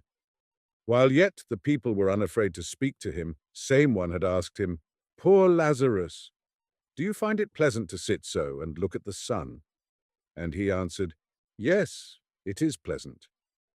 The thought suggested itself to people that the cold of the 3 days in the grave had been so intense, its darkness so deep, that there was not in all the earth enough heat or light to warm Lazarus and lighten the gloom of his eyes. And inquirers turned away with a sigh. And when the setting sun, flat and purple-red, descended to earth, Lazarus went into the desert and walked straight toward it, as though intending to reach it. Always he walked directly toward the sun, and those who tried to follow him and find out what he did at night in the desert had indelibly imprinted upon their mind's vision the black silhouette of a tall, stout man against the red background of an immense disk. The horrors of the night drove them away, and so they never found out what Lazarus did in the desert. But the image of the black form against the red was burned forever into their brains. Like an animal with a cinder in its eye which furiously rubs its muzzle against its paws, they foolishly rubbed their eyes. But the impression left by Lazarus was ineffaceable, forgotten only in death. There were people living far away who never saw Lazarus and only heard of him. With an audacious curiosity which is stronger than fear and feeds on fear, with a secret sneer in their hearts. Some of them came to him one day as he basked in the sun and entered into conversation with him. At that time, his appearance had changed for the better and was not so frightful. At first, the visitors snapped their fingers and thought disapprovingly of the foolish inhabitants of the holy city. But when the short talk came to an end and they went home, their expression was such that the inhabitants of the holy city at once knew their errand and said, "Here go some more madmen at whom Lazarus has looked." The speakers raised their hands in silent pity. Other visitors came, among them brave warriors in clinking armor who knew not fear, and happy youths who made merry with laughter and song. Busy merchants, jingling their coins, ran in for a while, and proud attendants at the temple placed their staffs at Lazarus's door. But no one returned the same as he came. A frightful shadow fell upon their souls, and gave a new appearance to the old familiar world. Those who felt any desire to speak, after they had been stricken by the gaze of Lazarus, described the change that had come over them somewhat like this. All objects seen by the eye and palpable to the hand became empty, light and transparent, as though they were light shadows in the darkness. And this darkness enveloped the whole universe. It was dispelled neither by the sun, nor by the moon, nor by the stars, but embraced the earth like a mother and clothed it in a boundless black veil.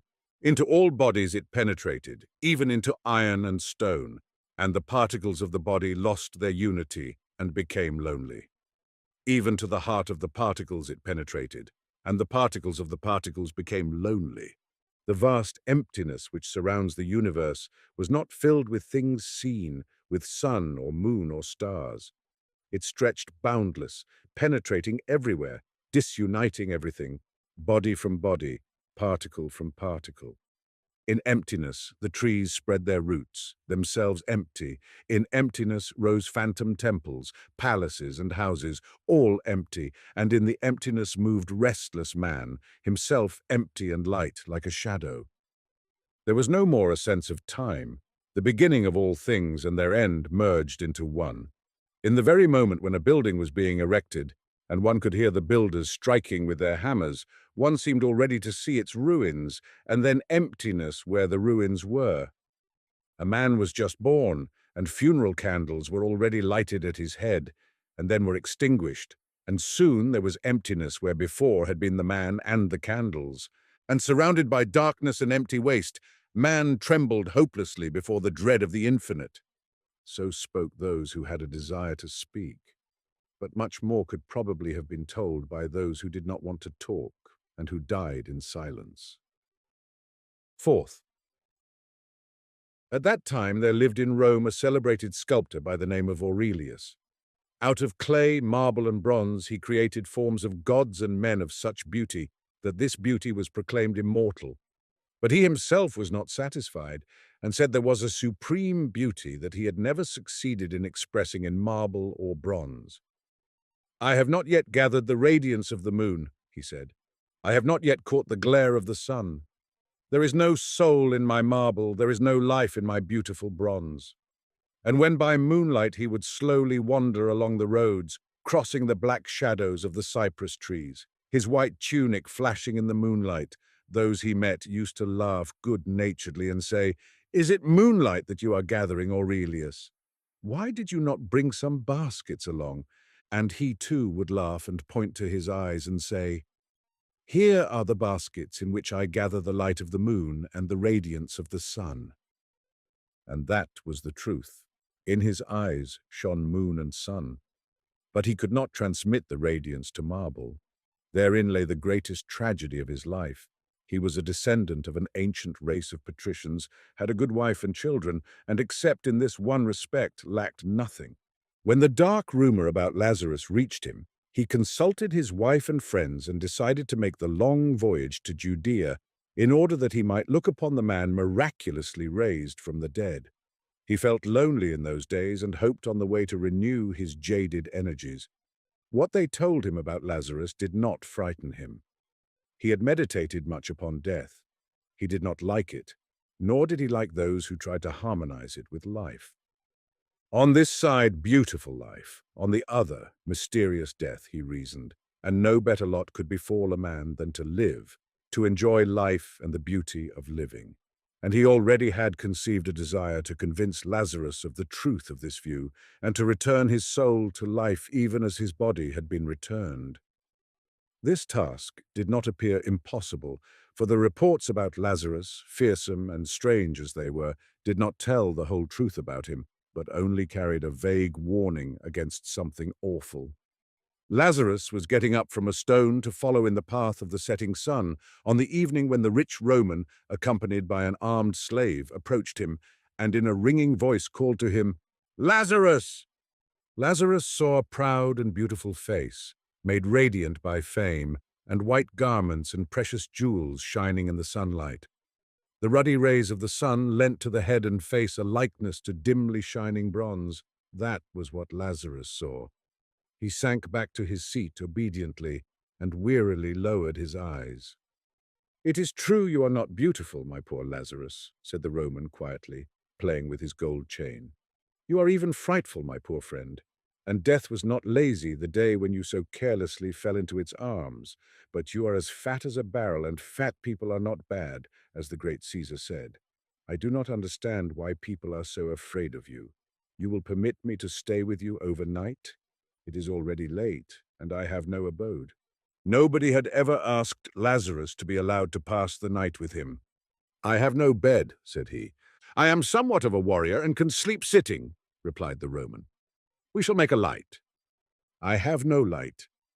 "Then we will converse in the darkness like two friends. I suppose you have some wine?" "I have no wine." The Roman laughed. "Now I understand why you are so gloomy and why you do not like your second life." "No wine? Well, we shall do without. You know there are words that go to one's head even as Falernian wine." With a motion of his head, he dismissed the slave, and they were alone. And again the sculptor spoke, but it seemed as though the sinking sun had penetrated into his words. They faded, pale and empty, as if trembling on weak feet, as if slipping and falling, drunk with the wine of anguish and despair. And black chasms appeared between the two men, like remote hints of vast emptiness and vast darkness. "Now I am your guest, and you will not ill-treat me, Lazarus," said the Roman. "Hospitality is binding even upon those who have been 3 days dead. 3 days, I am told, you were in the grave. It must have been cold there, and it is from there that you have brought this bad habit of doing without light and wine. I like a light. It gets dark so quickly here. Your eyebrows and forehead have an interesting line, even as the ruins of castles covered with the ashes of an earthquake. But why in such strange, ugly clothes? I have seen the bridegrooms of your country. They wear clothes like that. Such ridiculous clothes, such awful garments. Are you a bridegroom?" Already the sun had disappeared. A gigantic black shadow was approaching fast from the west, as if prodigious bare feet were rustling over the sand, and the chill breezes stole up behind. "In the darkness you seem even bigger, Lazarus, as though you had grown stouter in these few minutes. Do you feed on darkness, perchance? And I would like a light, just a small light, just a small light. And I am cold. The nights here are so barbarously cold. If it were not so dark, I should say you were looking at me, Lazarus. Yes, it seems you are looking. You are looking. You are looking at me. I feel it. Now you are smiling. The night had come, and a heavy blackness filled the air. How good it will be when the sun rises again tomorrow. You know I'm a great sculptor. So my friends call me. I create, yes, they say I create, but for that daylight is necessary. I give life to cold marble. I melt the ringing bronze in the fire, in a bright, hot fire. Why did you touch me with your hand?" "Come," said Lazarus. "You are my guest." And they went into the house, and the shadows of the long evening fell on the earth. The slave at last grew tired waiting for his master, and when the sun stood high, he came to the house. And he saw, directly under its burning rays, Lazarus and his master sitting close together. They looked straight up and were silent. The slave wept and cried aloud, "Master, what ails you, master?" The same day Aurelius left for Rome. The whole way he was thoughtful and silent, attentively examining everything, the people, the ship, and the sea, as though endeavoring to recall something. On the sea, a great storm overtook them, and all the while Aurelius remained on deck and gazed eagerly at the approaching and falling waves. When he reached home, his family was shocked at the terrible change in his demeanor, but he calmed them with the words, "I have found it." In the dusty clothes which he had worn during the entire journey and had not changed, he began his work, and the marble ringingly responded to the resounding blows of the hammer. Long and eagerly he worked, admitting no one. At last, one morning, he announced that the work was ready, and gave instructions that all his friends and the severe critics and judges of art be called together. Then he donned gorgeous garments, shining with gold, glowing with the purple of the Bisan. "Here is what I have created," he said thoughtfully. His friends looked, and immediately the shadow of deep sorrow covered their faces. It was a thing monstrous, possessing none of the forms familiar to the eye, yet not devoid of a hint of some new, unknown form. On a thin, tortuous little branch, or rather an ugly likeness of one, lay crooked, strange, unsightly, shapeless heaps of something turned outside in, or something turned inside out, wild fragments which seemed to be feebly trying to get away from themselves. And accidentally, under one of the wild projections, they noticed a wonderfully sculptured butterfly with transparent wings, trembling as though with a weak longing to fly. "Why that wonderful butterfly, Aurelius?" timidly asked someone. "I do not know," answered the sculptor. The truth had to be told, and one of his friends, the one who loved Aurelius best, said, "This is ugly, my poor friend. It must be destroyed. Give me the hammer," and with 2 blows he destroyed the monstrous mass, leaving only the wonderfully sculptured butterfly. After that, Aurelius created nothing. He looked with absolute indifference at marble and at bronze and at his own divine creations, in which dwelt immortal beauty. In the hope of breathing into him once again the old flame of inspiration with the idea of awakening his dead soul, his friends led him to see the beautiful creations of others, but he remained indifferent, and no smile warmed his closed lips. And only after they spoke to him much and long of beauty, he would reply wearily, "But all this is a lie." And in the daytime, when the sun was shining, he would go into his rich and beautifully laid-out garden, and finding a place where there was no shadow, would expose his bare head and his dull eyes to the glitter and burning heat of the sun. Red and white butterflies fluttered around. Down into the marble cistern ran splashing water from the crooked mouth of a blissfully drunken satyr, but he sat motionless, like a pale shadow of that other one who, in a far land at the very gates of the stony desert, also sat motionless under the fiery sun. V. And it came about finally that Lazarus was summoned to Rome by the great Augustus. They dressed him in gorgeous garments as though it had been ordained that he was to remain a bridegroom to an unknown bride until the very day of his death. It was as if an old coffin, rotten and falling apart, were re-gilded over and over, and gay tassels were hung on it. And solemnly they conducted him in gala attire, as though in truth it were a bridal procession, the runners loudly sounding the trumpet that the way be made for the ambassadors of the emperor, but the roads along which he passed were deserted. His entire native land cursed the execrable name of Lazarus, the man miraculously brought to life, and the people scattered at the mere report of his horrible approach. The trumpeters blew lonely blasts, and only the desert answered with a dying echo. Then they carried him across the sea on the saddest and most gorgeous ship that was ever mirrored in the azure waves of the Mediterranean. There were many people aboard, but the ship was silent and still as a coffin, and the water seemed to moan as it parted before the short, curved prow. Lazarus sat lonely, baring his head to the sun, and listening in silence to the splashing of the waters. Further away, the seamen and the ambassadors gathered like a crowd of distressed shadows. If a thunderstorm had happened to burst upon them at that time, or the wind had overwhelmed the red sails, the ship would probably have perished, for none of those who were on her had strength or desire enough to fight for life. With supreme effort, some went to the side of the ship and eagerly gazed at the blue, transparent abyss. Perhaps they imagined they saw a naiad flashing a pink shoulder through the waves, or an insanely joyous and drunken centaur galloping by, splashing up the water with his hoofs. But the sea was deserted and mute, and so was the watery abyss. Listlessly, Lazarus set foot on the streets of the eternal city, as though all its riches, all the majesty of its gigantic edifices, all the luster and beauty and music of refined life were simply the echo of the wind in the desert or the misty images of hot running sand. Chariots whirled by.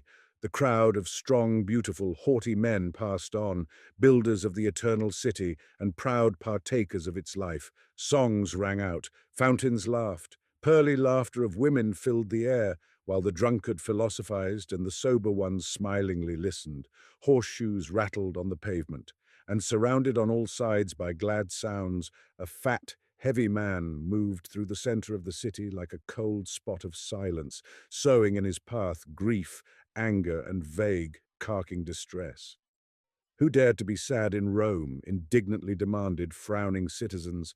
And in 2 days the swift-tongued Rome knew of Lazarus, the man miraculously raised from the grave, and timidly evaded him.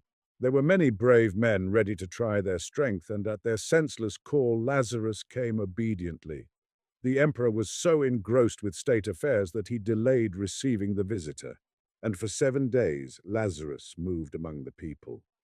A jovial drunkard met him with a smile on his red lips. "Drink, Lazarus, drink!" he cried. "Would not Augustus laugh to see you drink?" And naked, besotted women laughed, and decked the blue hands of Lazarus with rose leaves. But the drunkard looked into the eyes of Lazarus, and his joy ended forever. Thereafter he was always drunk. He drank no more, but was drunk all the time, shadowed by fearful dreams, instead of the joyous reveries that wine gives. Fearful dreams became the food of his broken spirit. Fearful dreams held him day and night in the mists of monstrous fantasy, and death itself was no more fearful than the apparition of its fierce precursor. Lazarus came to a youth and his lass who loved each other and were beautiful in their love. Proudly and strongly holding in his arms his beloved one, the youth said with gentle pity, "Look at us, Lazarus, and rejoice with us.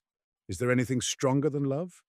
And Lazarus looked at them, and their whole life they continued to love one another, but their love became mournful and gloomy, even as those cypress trees over the tombs that feed their roots on the putrescence of the grave and strive in vain in the quiet evening hour to touch the sky with their pointed tops. Hurled by fathomless life forces into each other's arms, they mingled their kisses with tears, their joy with pain, and only succeeded in realizing the more vividly a sense of their slavery to the silent nothing. Forever united, forever parted, they flashed like sparks, and like sparks went out in boundless darkness. Lazarus came to a proud sage, and the sage said to him, "I already know all the horrors that you may tell me, Lazarus. With what else can you terrify me?" Only a few moments passed before the sage realized that the knowledge of the horrible is not the horrible, and that the sight of death is not death. And he felt that in the eyes of the infinite wisdom and folly are the same, for the infinite knows them not. And the boundaries between knowledge and ignorance, between truth and falsehood, between top and bottom, faded, and his shapeless thought was suspended in emptiness. Then he grasped his grey head in his hands and cried out insanely, "I cannot think! I cannot think!" Thus it was that under the cool gaze of Lazarus, the man miraculously raised from the dead, all that serves to affirm life, its sense and its joys, perished. And people began to say it was dangerous to allow him to see the emperor, that it were better to kill him and bury him secretly, and swear he had disappeared. Swords were sharpened, and youths devoted to the welfare of the people announced their readiness to become assassins when Augustus upset the cruel plans by demanding that Lazarus appear before him. Even though Lazarus could not be kept away, it was felt that the heavy impression conveyed by his face might be somewhat softened. With that end in view, expert painters, barbers, and artists were secured who worked the whole night on Lazarus's head. His beard was trimmed and curled. The disagreeable and deadly bluishness of his hands and face was covered up with paint. His hands were whitened, his cheeks rouged. The disgusting wrinkles of suffering that ridged his old face were patched up and painted, and on the smooth surface wrinkles of good nature and laughter and of pleasant, good-humored cheeriness were laid on artistically with fine brushes. Lazarus submitted indifferently to all they did with him, and soon was transformed into a stout, nice-looking old man, for all the world a quiet and good-humored grandfather of numerous grandchildren. He looked as though the smile with which he told funny stories had not left his lips, as though a quiet tenderness still lay hidden in the corner of his eyes. But the wedding dress they did not dare to take off, and they could not change his eyes. The dark, terrible eyes from out of which stared the incomprehensible there. 6. Lazarus was untouched by the magnificence of the imperial apartments. He remained stolidly indifferent, as though he saw no contrast between his ruined house at the edge of the desert and the solid, beautiful palace of stone. Under his feet, the hard marble of the floor took on the semblance of the moving sands of the desert, and to his eyes the throngs of gaily dressed, haughty men were as unreal as the emptiness of the air. They looked not into his face as he passed by, fearing to come under the awful bane of his eyes, but when the sound of his heavy steps announced that he had passed, heads were lifted, and eyes examined with timid curiosity the figure of the corpulent, tall, slightly stooping old man as he slowly passed into the heart of the imperial palace. If death itself had appeared, men would not have feared it so much, for hitherto death had been known to the dead only, and life to the living only, and between these two there had been no bridge. But this strange being knew death, and that knowledge of his was felt to be mysterious and cursed. "He will kill our great divine Augustus," men cried with horror, and they hurled curses after him. Slowly and stolidly he passed them by, penetrating ever deeper into the palace. Caesar knew already who Lazarus was, and was prepared to meet him. He was a courageous man. He felt his power was invincible, and in the fateful encounter with the man wonderfully raised from the dead, he refused to lean on other men's weak help. Man to man, face to face, he met Lazarus. "Do not fix your gaze on me, Lazarus," he commanded. "I have heard that your head is like the head of Medusa and turns into stone all upon whom you look. But I should like to have a close look at you and to talk to you before I turn into stone," he added in a spirit of playfulness that concealed his real misgivings. Approaching him, he examined closely Lazarus's face and his strange festive clothes. Though his eyes were sharp and keen, he was deceived by the skillful counterfeit. "Well, your appearance is not terrible, venerable sir, but all the worse for men, when the terrible takes on such a venerable and pleasant appearance. Now let us talk." Augustus sat down, and as much by glance as by words began the discussion. "Why did you not salute me when you entered?" Lazarus answered indifferently, "I did not know it was necessary." "You are a Christian?" "No." Augustus nodded approvingly. "That is good. I do not like the Christians. They shake the tree of life, forbidding it to bear fruit, and they scatter to the wind its fragrant blossoms. But who are you?" With some effort, Lazarus answered, "I was dead." "I heard about that. But who are you now?" Lazarus's answer came slowly. Finally he said again, listlessly and indistinctly, "I was dead."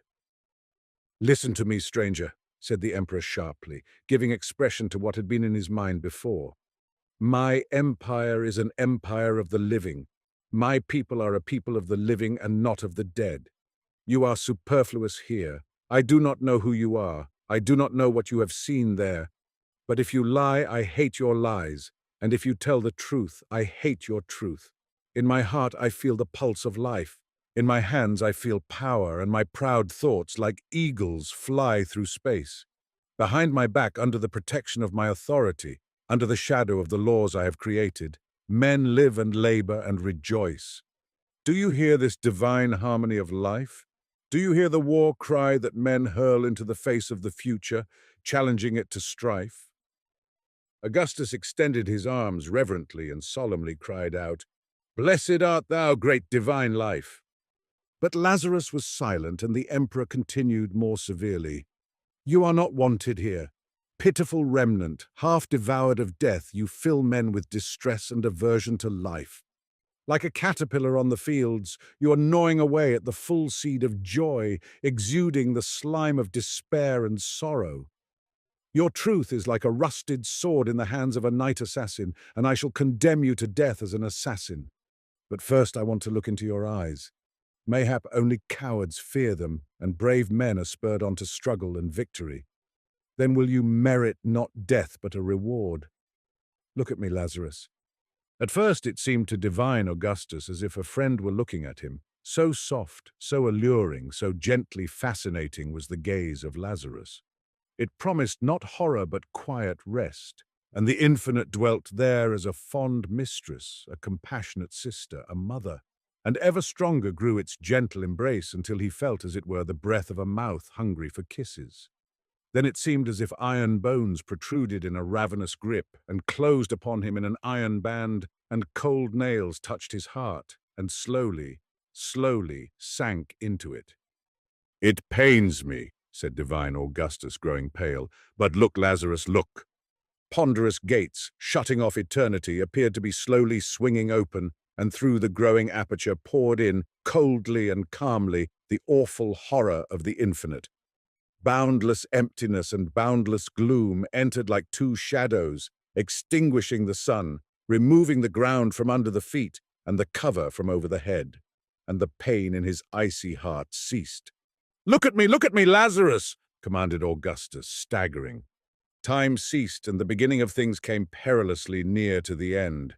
The throne of Augustus, so recently erected, fell to pieces, and emptiness took the place of the throne and of Augustus. Rome fell silently into ruins. A new city rose in its place, and it too was erased by emptiness. Like phantom giants, cities, kingdoms, and countries swiftly fell and disappeared into emptiness, swallowed up in the black maw of the infinite. "Cease!" commanded the emperor. Already the accent of indifference was in his voice. His arms hung powerless, and his eagle eyes flashed and were dimmed again, struggling against overwhelming darkness. "You have killed me, Lazarus," he said drowsily. These words of despair saved him. He thought of the people whose shield he was destined to be, and a sharp, redeeming pang pierced his dull heart. He thought of them doomed to perish, and he was filled with anguish. First they seemed bright shadows in the gloom of the infinite. How terrible! Then they appeared as fragile vessels with life-agitated blood and hearts that knew both sorrow and great joy, and he thought of them with tenderness. And so thinking and feeling, inclining the scales now to the side of life, now to the side of death, he slowly returned to life, to find in its suffering and joy a refuge from the gloom, emptiness, and fear of the infinite.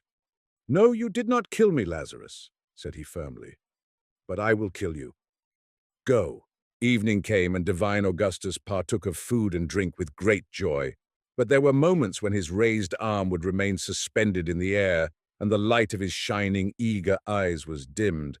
It seemed as if an icy wave of horror washed against his feet.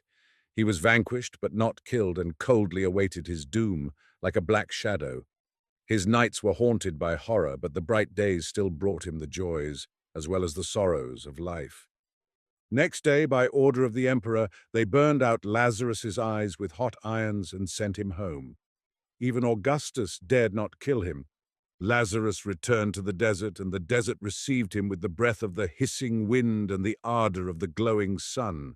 Again he sat on the stone with matted beard uplifted, and two black holes where the eyes had once been looked dull and horrible at the sky.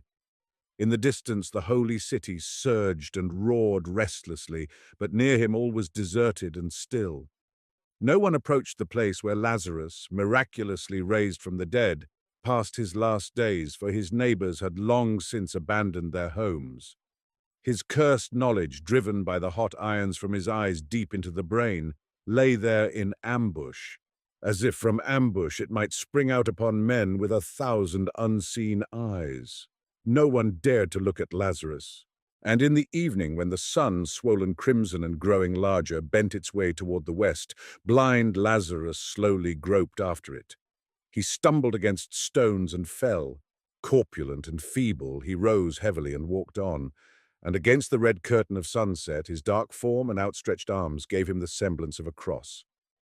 It happened once that he went and never returned. Thus ended the second life of Lazarus, who for 3 days had been in the mysterious thraldom of death and then was miraculously raised from the dead.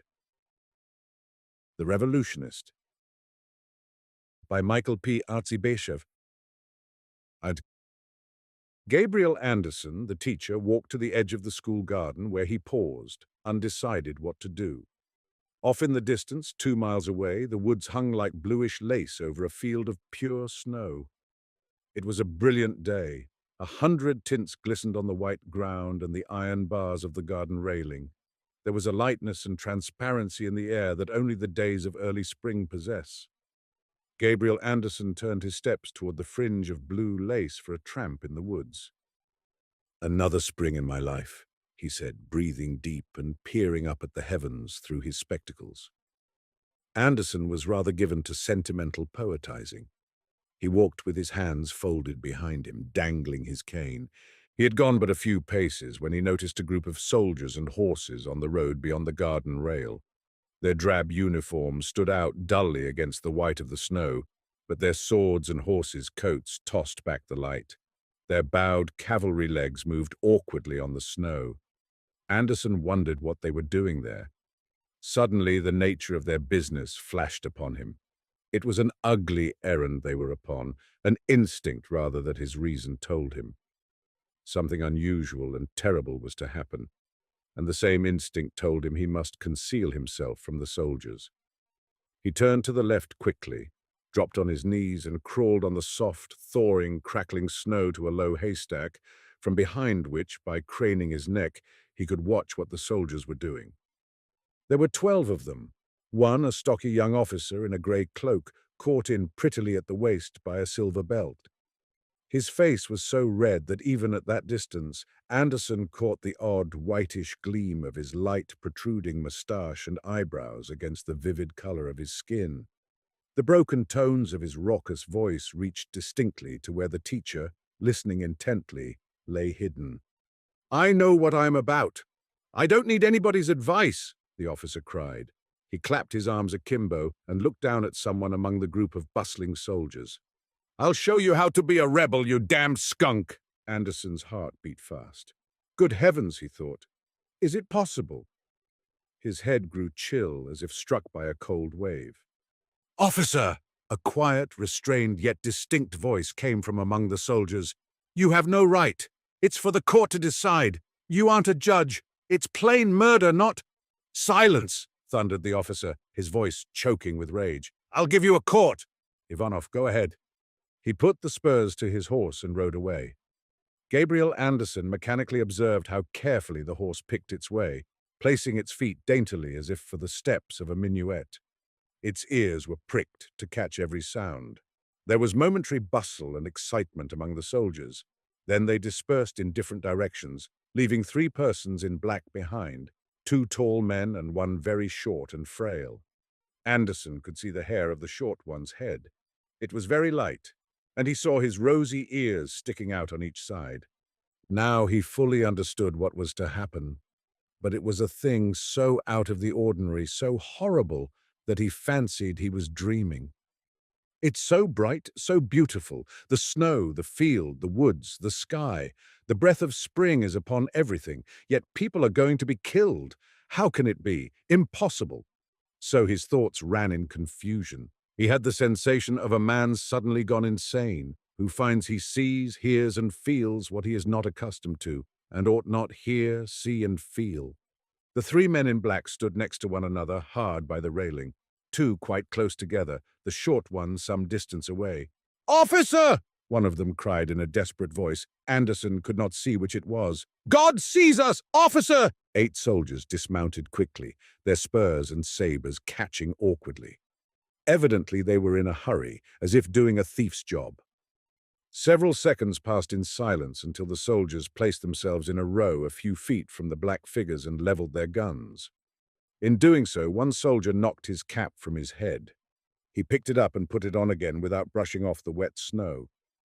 The officer's mount still kept dancing on one spot with his ears pricked, while the other horses, also with sharp ears erect to catch every sound, stood motionless looking at the men in black, their long, wise heads inclined to one side.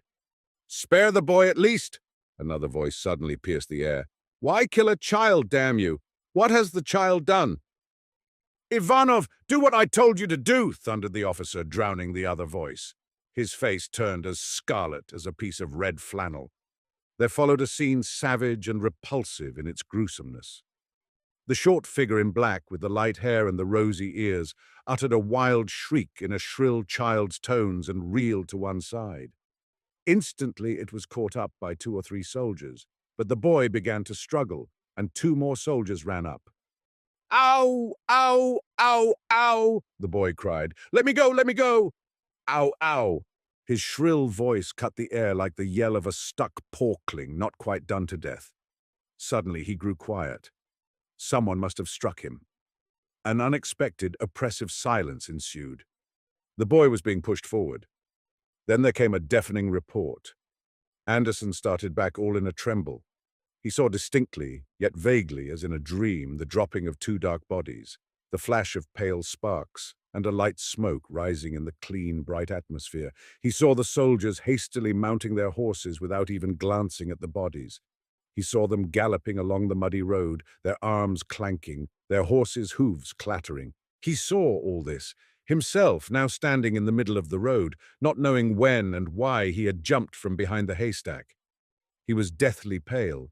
His face was covered with dank sweat. His body was aquiver. A physical sadness smote and tortured him. He could not make out the nature of the feeling. It was akin to extreme sickness, though far more nauseating and terrible. After the soldiers had disappeared beyond the bend toward the woods, people came hurrying to the spot of the shooting, though till then not a soul had been in sight. The bodies lay at the roadside on the other side of the railing, where the snow was clean, brittle and untrampled, and glistened cheerfully in the bright atmosphere. There were 3 dead bodies, 2 men and a boy. The boy lay with his long, soft neck stretched on the snow. The face of the man next to the boy was invisible. He had fallen face downward in a pool of blood.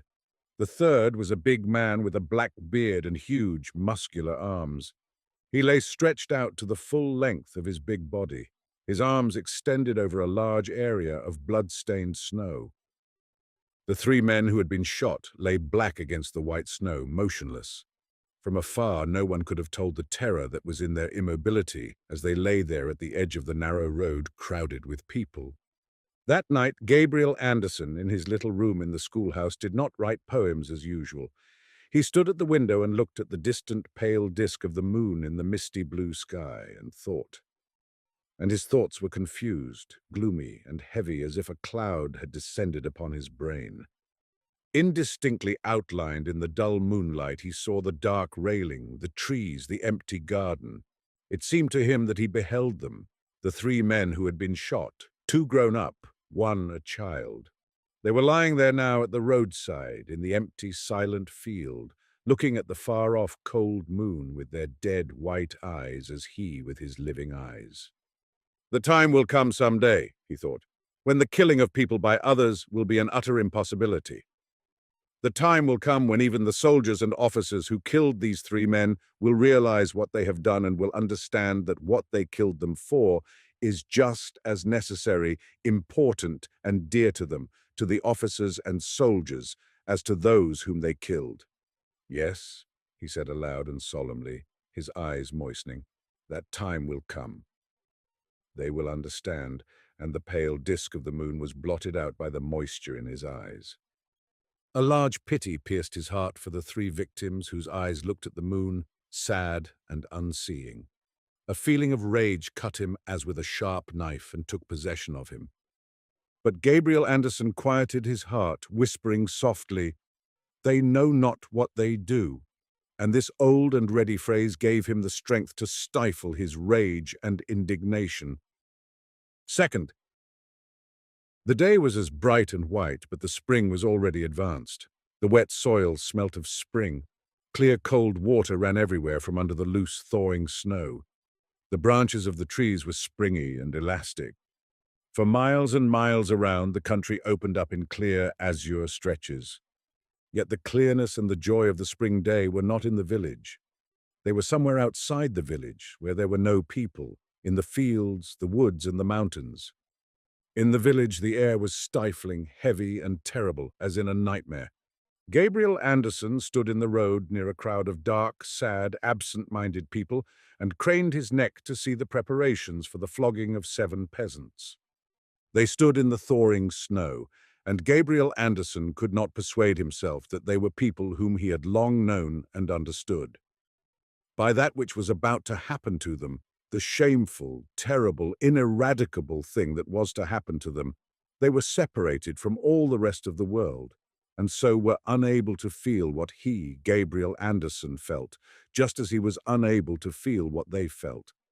Round them were the soldiers, confidently and beautifully mounted on high upon their large steeds, who tossed their wise heads and turned their dappled wooden faces slowly from side to side, looking contemptuously at him, Gabriel Anderson, who was soon to behold this horror, this disgrace, and would do nothing, would not dare to do anything. So it seemed to Gabriel Anderson, and a sense of cold, intolerable shame gripped him as between 2 clamps of ice through which he could see everything without being able to move, cry out, or utter a groan. They took the first peasant. Gabriel Anderson saw his strange, imploring, hopeless look. His lips moved, but no sound was heard, and his eyes wandered. There was a bright gleam in them as in the eyes of a madman. His mind, it was evident, was no longer able to comprehend what was happening. And so terrible was that face, at once full of reason and of madness, that Anderson felt relieved when they put him face downward on the snow, and instead of the fiery eyes, he saw his bare back glistening, a senseless, shameful, horrible sight.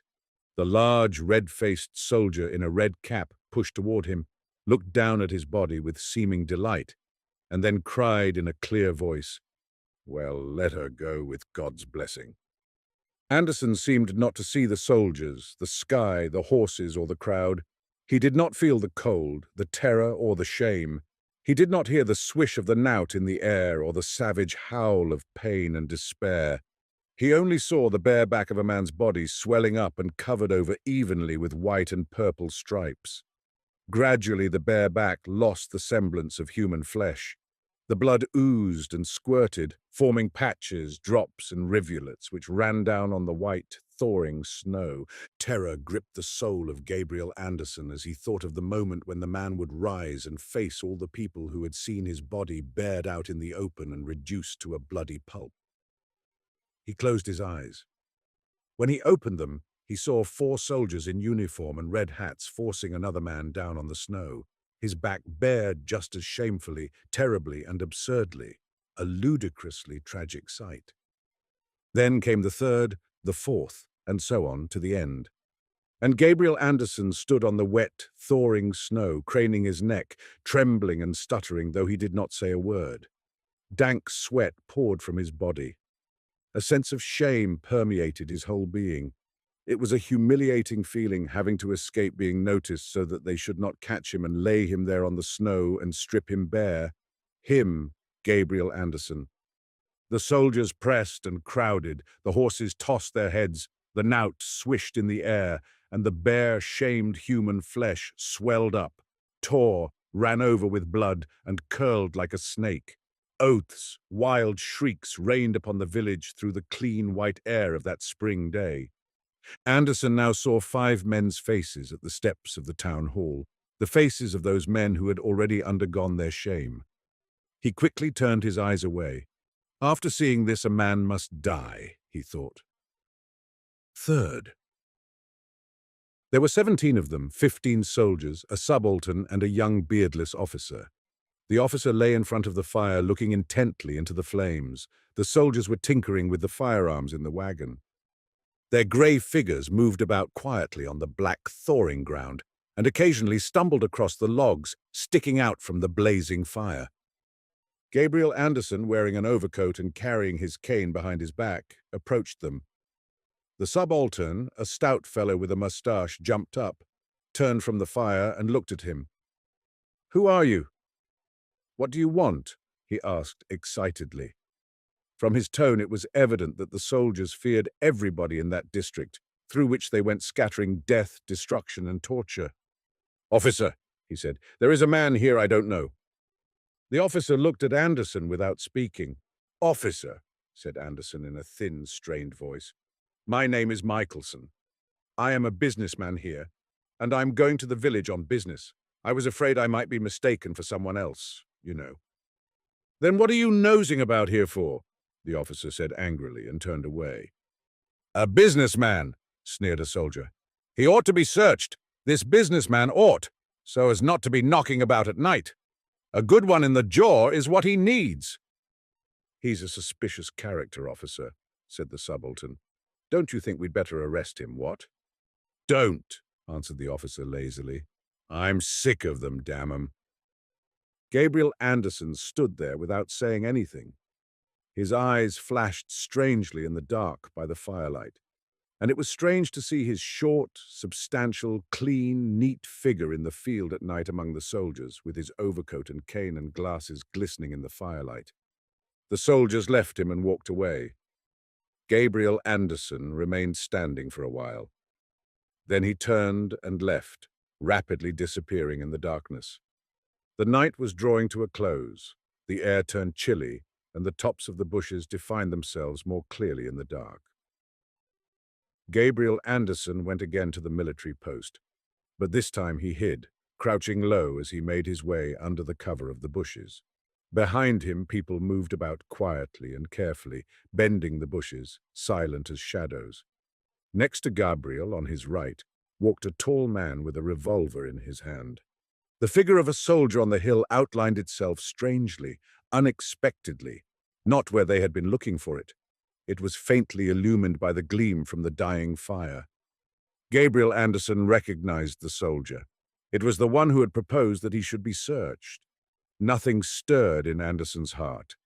His face was cold and motionless, as of a man who is asleep. Round the fire, the soldiers lay stretched out sleeping, all except the subaltern, who sat with his head drooping over his knees. The tall, thin man on Anderson's right raised the revolver and pulled the trigger. A momentary blinding flash, a deafening report. Anderson saw the guard lift his hands and then sit down on the ground, clasping his bosom. From all directions short, crackling sparks flashed up, which combined into one riving roar. The subaltern jumped up and dropped straight into the fire. Grey soldiers' figures moved about in all directions like apparitions, throwing up their hands and falling and writhing on the black earth. The young officer ran past Anderson, fluttering his hands like some strange, frightened bird. Anderson, as if he were thinking of something else, raised his cane. With all his strength, he hit the officer on the head, each blow descending with a dull, ugly thud. The officer reeled in a circle, struck a bush, and sat down after the second blow, covering his head with both hands, as children do. Someone ran up and discharged a revolver as if from Anderson's own hand. The officer sank together in a heap and lunged with great force head foremost on the ground. His legs twitched for a while, then he curled up quietly. The shots ceased. Black men with white faces, ghostly grey in the dark, moved about the dead bodies of the soldiers, taking away their arms and ammunition. Anderson watched all this with a cold, attentive stare. When all was over, he went up, took hold of the burned subaltern's legs, and tried to remove the body from the fire. But it was too heavy for him, and he let it go. Fourth. Anderson sat motionless on the steps of the town hall and thought. He thought of how he, Gabriel Anderson, with his spectacles, cane, overcoat, and poems, had lied and betrayed 15 men.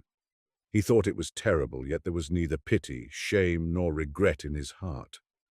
Were he to be set free, he knew that he, Gabriel Anderson, with the spectacles and poems, would go straightway and do it again.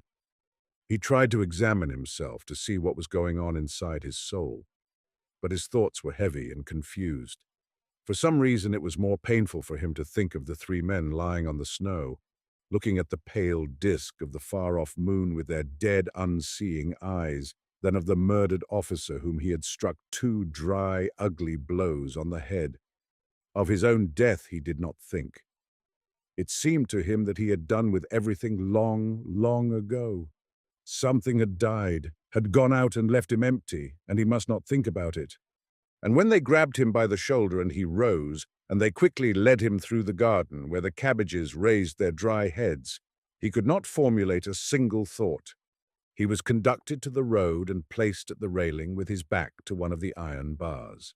He fixed his spectacles, put his hands behind him, and stood there with his neat, stocky body, his head slightly inclined to one side. At the last moment he looked in front of him and saw rifle barrels pointing at his head, chest and stomach, and pale faces with trembling lips. He distinctly saw how one barrel leveled at his forehead suddenly dropped. Something strange and incomprehensible, as if no longer of this world, no longer earthly, passed through Anderson's mind. He straightened himself to the full height of his short body and threw back his head in simple pride. A strange, indistinct sense of cleanness, strength and pride filled his soul, and everything, the sun and the sky and the people and the field and death, seemed to him insignificant, remote, and useless. The bullets hit him in the chest, in the left eye, in the stomach, went through his clean coat buttoned all the way up. His glasses shivered into bits. He uttered a shriek, circled round, and fell with his face against one of the iron bars, his one remaining eye wide open. He clawed the ground with his outstretched hands as if trying to support himself. The officer, who had turned green, rushed toward him and senselessly thrust the revolver against his neck and fired twice. Anderson stretched out on the ground. The soldiers left quickly, but Anderson remained pressed flat to the ground. The index finger of his left hand continued to quiver for about 10 seconds. The Outrage, a True Story, by Alexander Makuprin. It was 5 o'clock on a July afternoon. The heat was terrible. The whole of the huge, stone-built town breathed out heat like a glowing furnace. The glare of the white-walled house was insufferable. The asphalt pavements grew soft and burned the feet. The shadows of the acacias spread over the cobbled road, pitiful and weary. They too seemed hot. The sea, pale in the sunlight, lay heavy and immobile as one dead. Over the streets hung a white dust. In the foyer of one of the private theatres, a small committee of local barristers who had undertaken to conduct the cases of those who had suffered in the last pogrom against the Jews was reaching the end of its daily task. There were 19 of them, all juniors, young, progressive, and conscientious men. The sitting was without formality, and white suits of duck, flannel, and alpaca were in the majority. They sat anywhere at little marble tables, and the chairman stood in front of an empty counter where chocolates were sold in the winter. The barristers were quite exhausted by the heat which poured in through the windows with the dazzling sunlight and the noise of the streets. The proceedings went lazily and with a certain irritation. A tall young man with a fair moustache and thin hair was in the chair. He was dreaming voluptuously how he would be off in an instant on his new-bought bicycle to the bungalow. He would undress quickly and, without waiting to cool, still bathed in sweat, would fling himself into the clear, cold, sweet-smelling sea. His whole body was enervated and tense, thrilled by the thought. Impatiently moving the papers before him, he spoke in a drowsy voice. So Joseph Moritsovich will conduct the case of Rubinchik. Perhaps there is still a statement to be made on the order of the day. His youngest colleague, a short, stout karate, very black and lively, said in a whisper so that everyone could hear, "On the order of the day, the best thing would be iced kvass." The chairman gave him a stern side glance, but could not restrain a smile. He sighed and put both his hands on the table to raise himself and declare the meeting closed, when the doorkeeper, who stood at the entrance to the theatre, suddenly moved forward and said, "There are 7 people outside, sir. They want to come in." The chairman looked impatiently round the company. "What is to be done, gentlemen?" Voices were heard. "Next time." "Basta." "Let 'em put it in writing. If they'll get it over quickly, decide it at once." "Let 'em go to the devil. Phew, it's like boiling pitch." "Let them in." The chairman gave a sign with his head, annoyed. "Then bring me a Vichy, please, but it must be cold." The porter opened the door and called down the corridor. "Come in. They say you may." Then 7 of the most surprising and unexpected individuals filed into the foyer. First appeared a full-grown, confident man in a smart suit of the color of dry sea sand, in a magnificent pink shirt with white stripes and a crimson rose in his buttonhole. From the front, his head looked like an upright bean, from the side like a horizontal bean. His face was adorned with a strong, bushy, martial moustache. He wore dark blue pince-nez on his nose, on his hands, straw-colored gloves. In his left hand, he held a black walking stick with a silver mount. In his right, a light blue handkerchief. The other 6 produced a strange, chaotic, incongruous impression, exactly as though they had all hastily pooled not merely their clothes, but their hands, feet, and heads as well. There was a man with the splendid profile of a Roman senator, dressed in rags and tatters. Another wore an elegant dress waistcoat, from the deep opening of which a dirty little Russian shirt leapt to the eye. Here were the unbalanced faces of the criminal type, but looking with a confidence that nothing could shake. All these men, in spite of their apparent youth, evidently possessed a large experience of life, an easy manner, a bold approach, and some hidden suspicious cunning.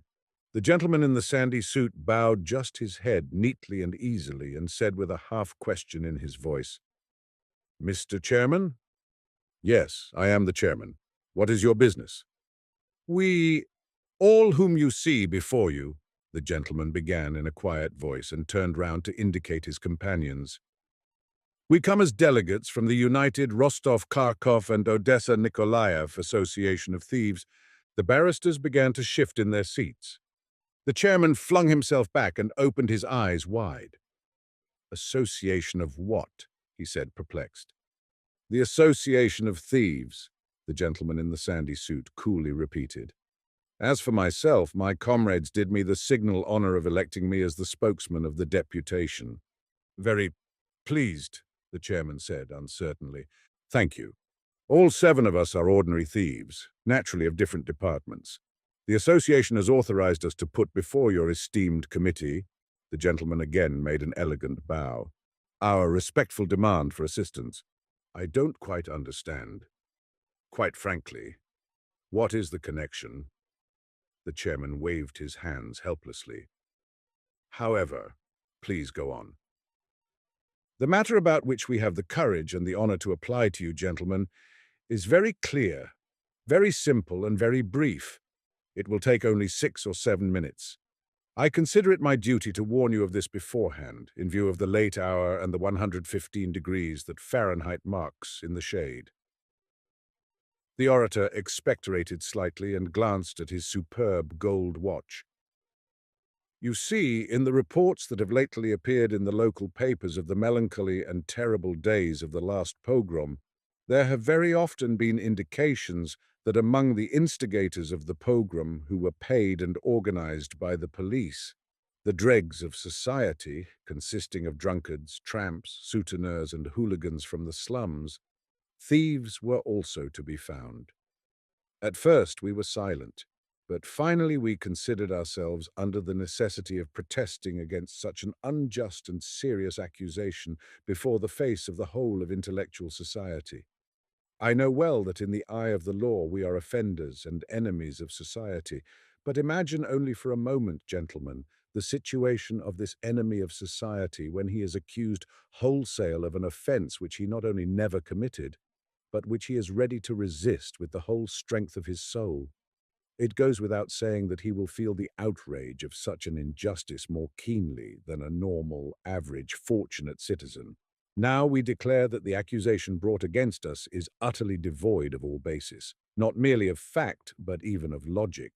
I intend to prove this in a few words if the Honourable Committee will kindly listen. Proceed, said the chairman.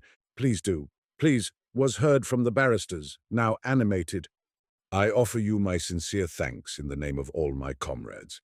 Believe me, you will never repent your attention to the representatives of our, well, let us say, slippery, but nevertheless difficult profession. So we begin, as Giraldoni sings in the prologue to Pagliacci. But first I would ask your permission, Mr. Chairman, to quench my thirst a little. Porter, bring me a lemonade and a glass of English bitter, there's a good fellow. Gentlemen, I will not speak of the moral aspect of our profession, nor of its social importance. Doubtless you know better than I the striking and brilliant paradox of Proudhon. La propriété c'est le vol, a paradox, if you like, but one that has never yet been refuted by the sermons of cowardly bourgeois or fat priests. For instance, a father accumulates 1 million by energetic and clever exploitation and leaves it to his son, a rickety, lazy, ignorant, degenerate idiot, a brainless maggot, a true parasite.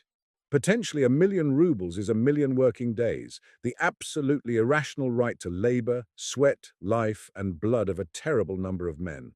Why? What is the ground of reason? Utterly unknown. Then why not agree with the proposition, gentlemen, that our profession is to some extent, as it were, a correction of the excessive accumulation of values in the hands of individuals, and serves as a protest against all the hardships, abominations, arbitrariness, violence, and negligence of the human personality, against all the monstrosities created by the bourgeois capitalistic organization of modern society. Sooner or later, this order of things will assuredly be overturned by the social revolution. Property will pass away into the limbo of melancholy memories, and with it, alas, we will disappear from the face of the earth. We, les braves chevaliers d'industrie. The orator paused to take the tray from the hands of the porter and placed it near to his hand on the table. Excuse me, gentlemen. Here, my good man, take this. And by the way, when you go out, shut the door close behind you. Very good, Your Excellency, the porter bawled in jest. The orator drank off half a glass and continued. However, let us leave aside the philosophical, social, and economic aspects of the question. I do not wish to fatigue your attention. I must nevertheless point out that our profession very closely approaches the idea of that which is called art. Into it enter all the elements which go to form art. Vocation, inspiration, fantasy, inventiveness, ambition, and a long and arduous apprenticeship to the science. From it is absent virtue alone, concerning which the great Karamzin wrote with such stupendous and fiery fascination. Gentlemen, nothing is further from my intention than to trifle with you and waste your precious time with idle paradoxes. But I cannot avoid expounding my idea briefly. To an outsider's ear, it sounds absurdly wild and ridiculous to speak of the vocation of a thief. However, I venture to assure you that this vocation is a reality. There are men who possess a peculiarly strong visual memory, sharpness and accuracy of eye, presence of mind, dexterity of hand, and above all a subtle sense of touch, who are as it were born into God's world for the sole and special purpose of becoming distinguished card sharpers. The pickpocket's profession demands extraordinary nimbleness and agility, a terrific certainty of movement, not to mention a ready wit, a talent for observation and strained attention. Some have a positive vocation for breaking open safes.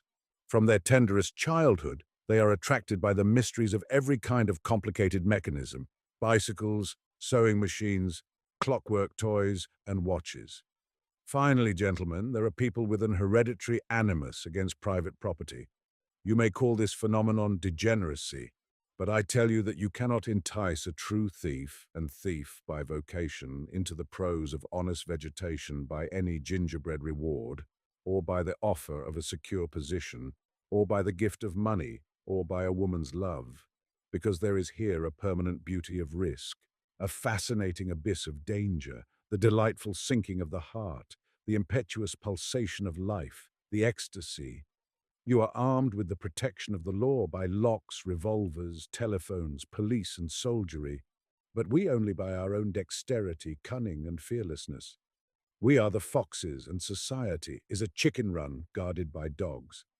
Are you aware that the most artistic and gifted natures in our villages become horse thieves and poachers? What would you have? Life is so meager, so insipid, so intolerably dull to eager and high-spirited souls. I pass on to inspiration. Gentlemen, doubtless you have had to read of thefts that were supernatural in design and execution. In the headlines of the newspapers, they are called an amazing robbery, or an ingenious swindle, or again, a clever ruse of the gangsters. In such cases, our bourgeois paterfamilias waves his hands and exclaims, "What a terrible thing!" If only their abilities were turned to good, their inventiveness, their amazing knowledge of human psychology, their self-possession, their fearlessness, their incomparable histrionic powers, what extraordinary benefits they would bring to the country. But it is well known that the bourgeois paterfamilias was specially devised by heaven to utter commonplaces and trivialities. I myself sometimes, we thieves are sentimental people, I confess, I myself sometimes admire a beautiful sunset in Alexandra Park or by the seashore, and I am always certain beforehand that someone near me will say with infallible aplomb, "Look at it. If it were put into picture, no one would ever believe it." I turn round and naturally I see a self-satisfied, full-fed paterfamilias who delights in repeating someone else's silly statement as though it were his own. As for our dear country, the bourgeois paterfamilias looks upon it as though it were a roast turkey. If you've managed to cut the best part of the bird for yourself, eat it quietly in a comfortable corner and praise God. But he's not really the important person. I was led away by my detestation of vulgarity, and I apologize for the digression. The real point is that genius and inspiration, even when they are not devoted to the service of the Orthodox Church, remain rare and beautiful things. Progress is a law, and theft too has its creation. Finally, our profession is by no means as easy and pleasant as it seems to the first glance. It demands long experience, constant practice, slow and painful apprenticeship. It comprises in itself hundreds of supple, skillful processes that the cleverest juggler cannot compass. That I may not give you only empty words, gentlemen, I will perform a few experiments before you now. I ask you to have every confidence in the demonstrators. We are all at present in the enjoyment of legal freedom, and though we are usually watched and every one of us is known by face, and our photographs adorn the albums of all detective departments, for the time being, we are not under the necessity of hiding ourselves from anybody. If any one of you should recognize any of us in the future under different circumstances, we ask you earnestly always to act in accordance with your professional duties and your obligations as citizens. In grateful return for your kind attention, we have decided to declare your property inviolable and to invest it with a thieves' taboo. However, I proceed to business. The orator turned round and gave an order. "Cesoi the Great, will you come this way?" An enormous fellow with a stoop, whose hands reached to his knees without a forehead or a neck, like a big, fair Hercules, came forward. He grinned stupidly and rubbed his left eyebrow in his confusion. "Can't do nothing here," he said hoarsely. The gentleman in the sandy suit spoke for him, turning to the committee. "Gentlemen, before you stands a respected member of our association. His specialty is breaking open safes, iron-strong boxes, and other receptacles for monetary tokens. In his night work, he sometimes avails himself of the electric current of the lighting installation for fusing metals. Unfortunately, he has nothing on which he can demonstrate the best items of his repertoire. He will open the most elaborate lock irreproachably. By the way, this door here, it's locked, is it not?" Everyone turned to look at the door on which a printed notice hung, "Stage door, strictly private." "Yes, the door's locked, evidently," the chairman agreed. "Admirable. Cesoi the Great, will you be so kind?" "'Tain't nothing at all," said the giant leisurely. He went close to the door, shook it cautiously with his hand, took out of his pocket a small, bright instrument, bent down to the keyhole, made some almost imperceptible movements with the tool, suddenly straightened and flung the door wide in silence. The chairman had his watch in his hands. The whole affair took only 10 seconds. "Thank you, Tolstoy the Great," said the gentleman in the sandy suit politely. "You may go back to your seat." But the chairman interrupted in some alarm. "Excuse me. This is all very interesting and instructive, but is it included in your esteemed colleague's profession to be able to lock the door again?" "Ah, mille pardons." The gentleman bowed hurriedly. "It slipped my mind. Tolstoy the Great, would you oblige?"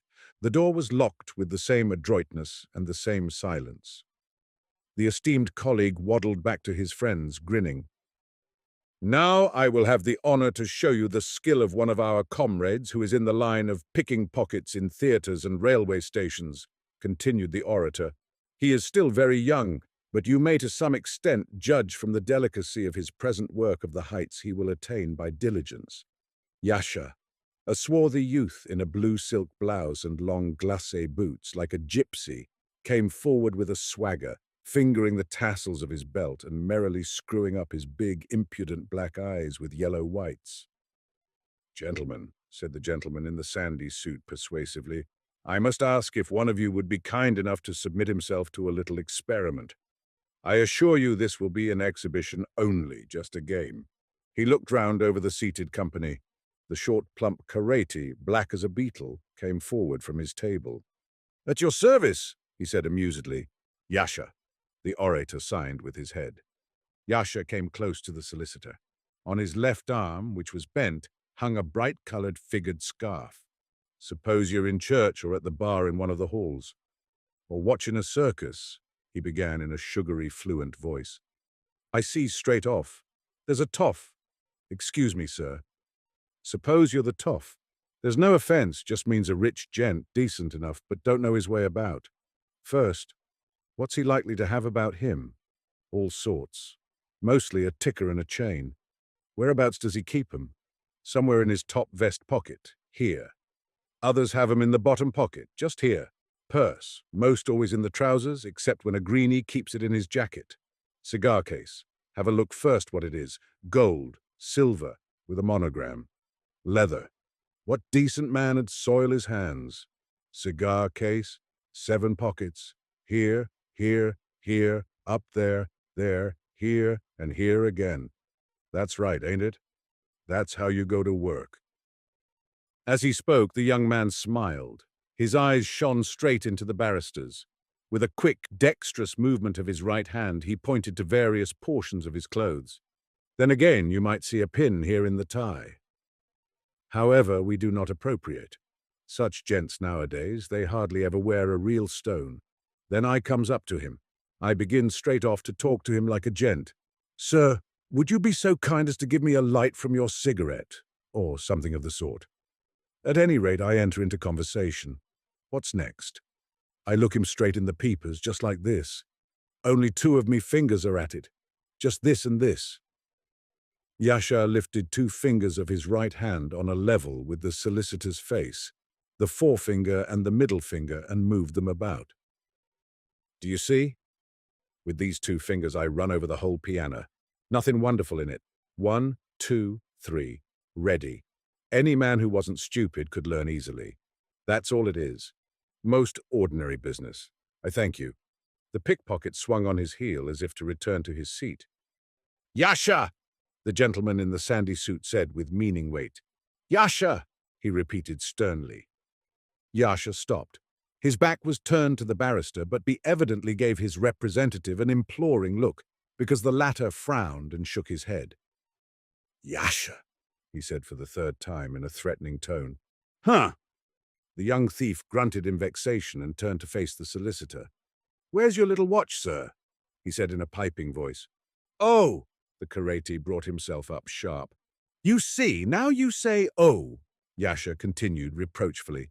"All the while you were admiring me right hand, I was operating your watch with my left, just with these 2 little fingers under the scarf.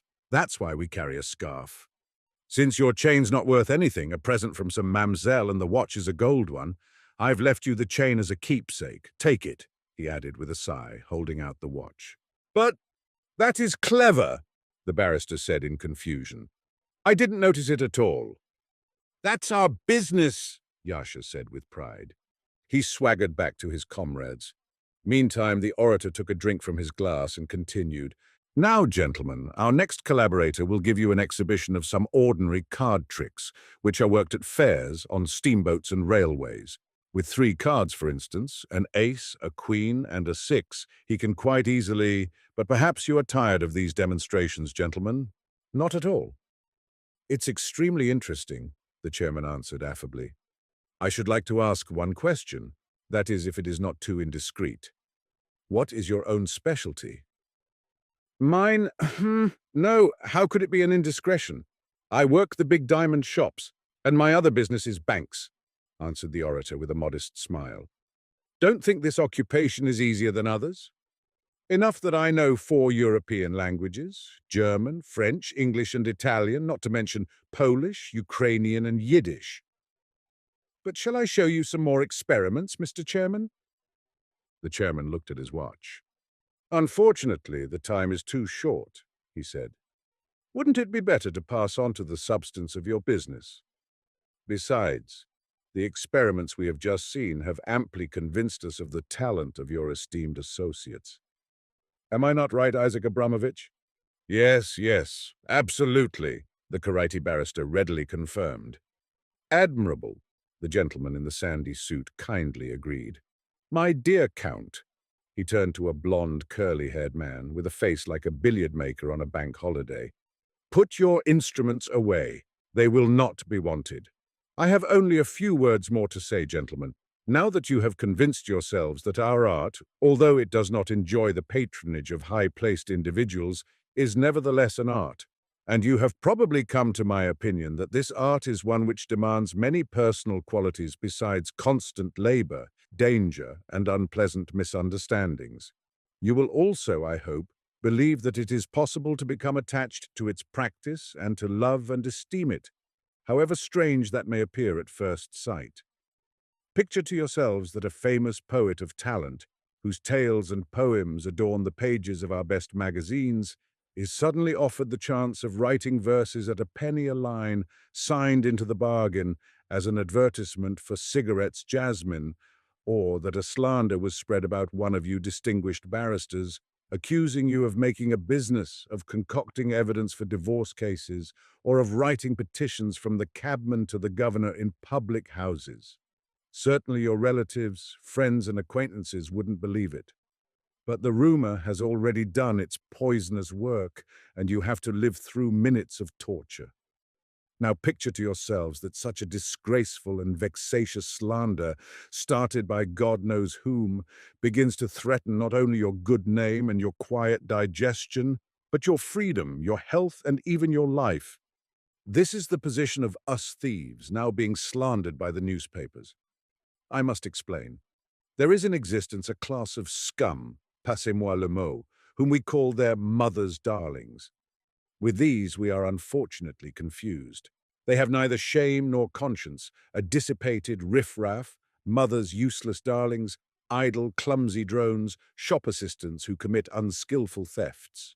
He thinks nothing of living on his mistress, a prostitute like the male mackerel who always swims after the female and lives on her excrements. He is capable of robbing a child with violence in a dark alley in order to get a penny. He will kill a man in his sleep and torture an old woman. These men are the pests of our profession. For them, the beauties and the traditions of the art have no existence. They watch us real talented thieves like a pack of jackals after a lion. Suppose I've managed to bring off an important job. We won't mention the fact that I have to leave 2/3 of what I get to the receivers who sell the goods and discount the notes, or the customary subsidies to our incorruptible police. I still have to share out something to each one of these parasites who have got wind of my job by accident, hearsay, or a casual glance. So we call them motients, which means half, a corruption of moitié, original etymology. I pay him only because he knows and may inform against me. And it mostly happens that even when he's got his share, he runs off to the police in order to get another dollar. We, honest thieves.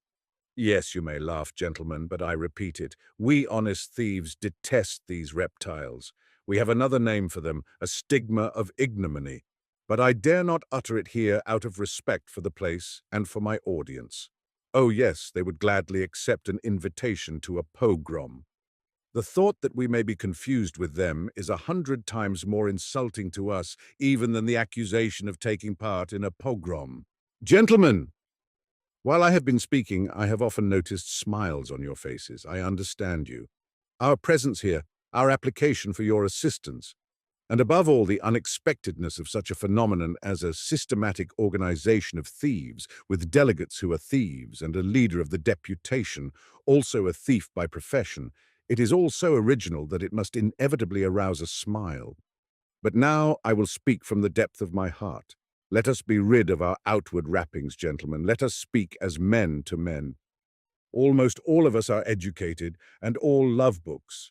We don't only read the adventures of Rocambole, as the realistic writers say of us. Do you think our hearts did not bleed and our cheeks did not burn from shame as though we had been slapped in the face all the time that this unfortunate, disgraceful, accursed, cowardly war lasted? Do you really think that our souls do not flame with anger when our country is lashed with Cossack whips and trodden underfoot, shot and spit at by mad, exasperated men? Will you not believe that we thieves meet every step towards the liberation to come with a thrill of ecstasy? We understand, every one of us, perhaps only a little less than you barristers, gentlemen, the real sense of the pogroms. Every time that some dastardly event or some ignominious failure has occurred after executing a martyr in a dark corner of a fortress, or after deceiving public confidence, someone who is hidden and unapproachable gets frightened of the people's anger and diverts its vicious element upon the heads of innocent Jews, whose diabolical mind invents these pogroms, these titanic bloodlettings, these cannibal amusements for the dark, bestial souls. We all see with certain clearness that the last convulsions of the bureaucracy are at hand. Forgive me if I present it imaginatively. There was a people that had a chief temple, wherein dwelt a bloodthirsty deity behind a curtain guarded by priests. Once fearless hands tore the curtain away. Then all the people saw, instead of a god, a huge, shaggy, voracious spider, like a loathsome cuttlefish. They beat it and shoot at it.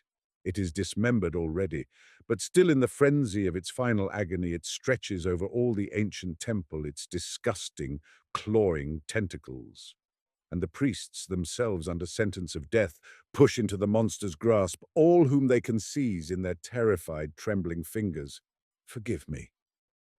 What I have said is probably wild and incoherent, but I am somewhat agitated. Forgive me. I continue. We thieves by profession know better than anyone else how these pogroms were organized. We wander everywhere, into public houses, markets, tea shops, doss houses, public places, the harbor. We can swear before God and man and posterity that we have seen how the police organize the massacres without shame and almost without concealment. We know them all by face, in uniform or disguise. They invited many of us to take part, but there was none so vile among us as to give even the outward consent that fear might have extorted. You know, of course, how the various strata of Russian society behave towards the police. It is not even respected by those who avail themselves of its dark services. But we despise and hate it 10 times more, not because many of us have been tortured in the detective departments, which are just chambers of horror, beaten almost to death, beaten with whips of oxhide and of rubber in order to extort a confession or to make us betray a comrade. Yes, we hate them for that too, but we thieves, all of us who have been in prison, have a mad passion for freedom. Therefore we despise our jailers with all the hatred that a human heart can feel. I will speak for myself. I have been tortured 3 times by police detectives till I was half dead. My lungs and liver have been shattered. In the mornings I spit blood until I can breathe no more. But if I were told that I will be spared a 4th flogging only by shaking hands with the chief of the detective police, I would refuse to do it. And then the newspapers say that we took from these hands Judas money, dripping with human blood. No, gentlemen, it is a slander which stabs our very soul and inflicts insufferable pain. Not money, nor threats, nor promises will suffice to make us mercenary murderers of our brethren, nor accomplices with them. Never. No. No. His comrades standing behind him began to murmur. I will say more, the thief continued. Many of us protected the victims during this pogrom. Our friend, called Sesoy the Great, you have just seen him, gentlemen, was then lodging with a Jewish braidmaker on the Vanka. With a poker in his hands, he defended his landlord from a great horde of assassins. It is true, Sesoy the Great is a man of enormous physical strength, and this is well known to many of the inhabitants of the Vanka. But you must agree, gentlemen, that in these moments, Sesoy the Great looked straight into the face of death. Our comrade Martin the Miner, this gentleman here, the orator pointed to a pale, bearded man with beautiful eyes who was holding himself in the background, saved an old Jewess, whom he had never seen before, who was being pursued by a crowd of these canaille. They broke his head with a crowbar for his pains, smashed his arm in 2 places, and splintered a rib. He's only just out of hospital. That is the way our most ardent and determined members acted. The others trembled for anger and wept for their own impotence. None of us will forget the horrors of those bloody days and bloody nights lit up by the glare of fires, those sobbing women, those little children's bodies torn to pieces and left lying in the street. But for all that, not one of us thinks that the police and the mob are the real origin of the evil. These tiny, stupid, loathsome vermin are only a senseless fist that is governed by a vile, calculating mind, moved by a diabolical will. Yes, gentlemen, the orator continued, we thieves have nevertheless merited your legal contempt. But when you, noble gentlemen, need the help of clever, brave, obedient men at the barricades, men who will be ready to meet death with a song and a jest on their lips for the most glorious word in the world, freedom, will you cast us off then and order us away because of an inveterate revulsion? Damn it all, the first victim in the French Revolution was a prostitute. She jumped up onto a barricade with her skirt caught elegantly up into her hand and called out, "Which of you soldiers will dare to shoot a woman?" "Yes, by God!" the orator exclaimed aloud and brought down his fist onto the marble tabletop. They killed her, but her action was magnificent, and the beauty of her words immortal.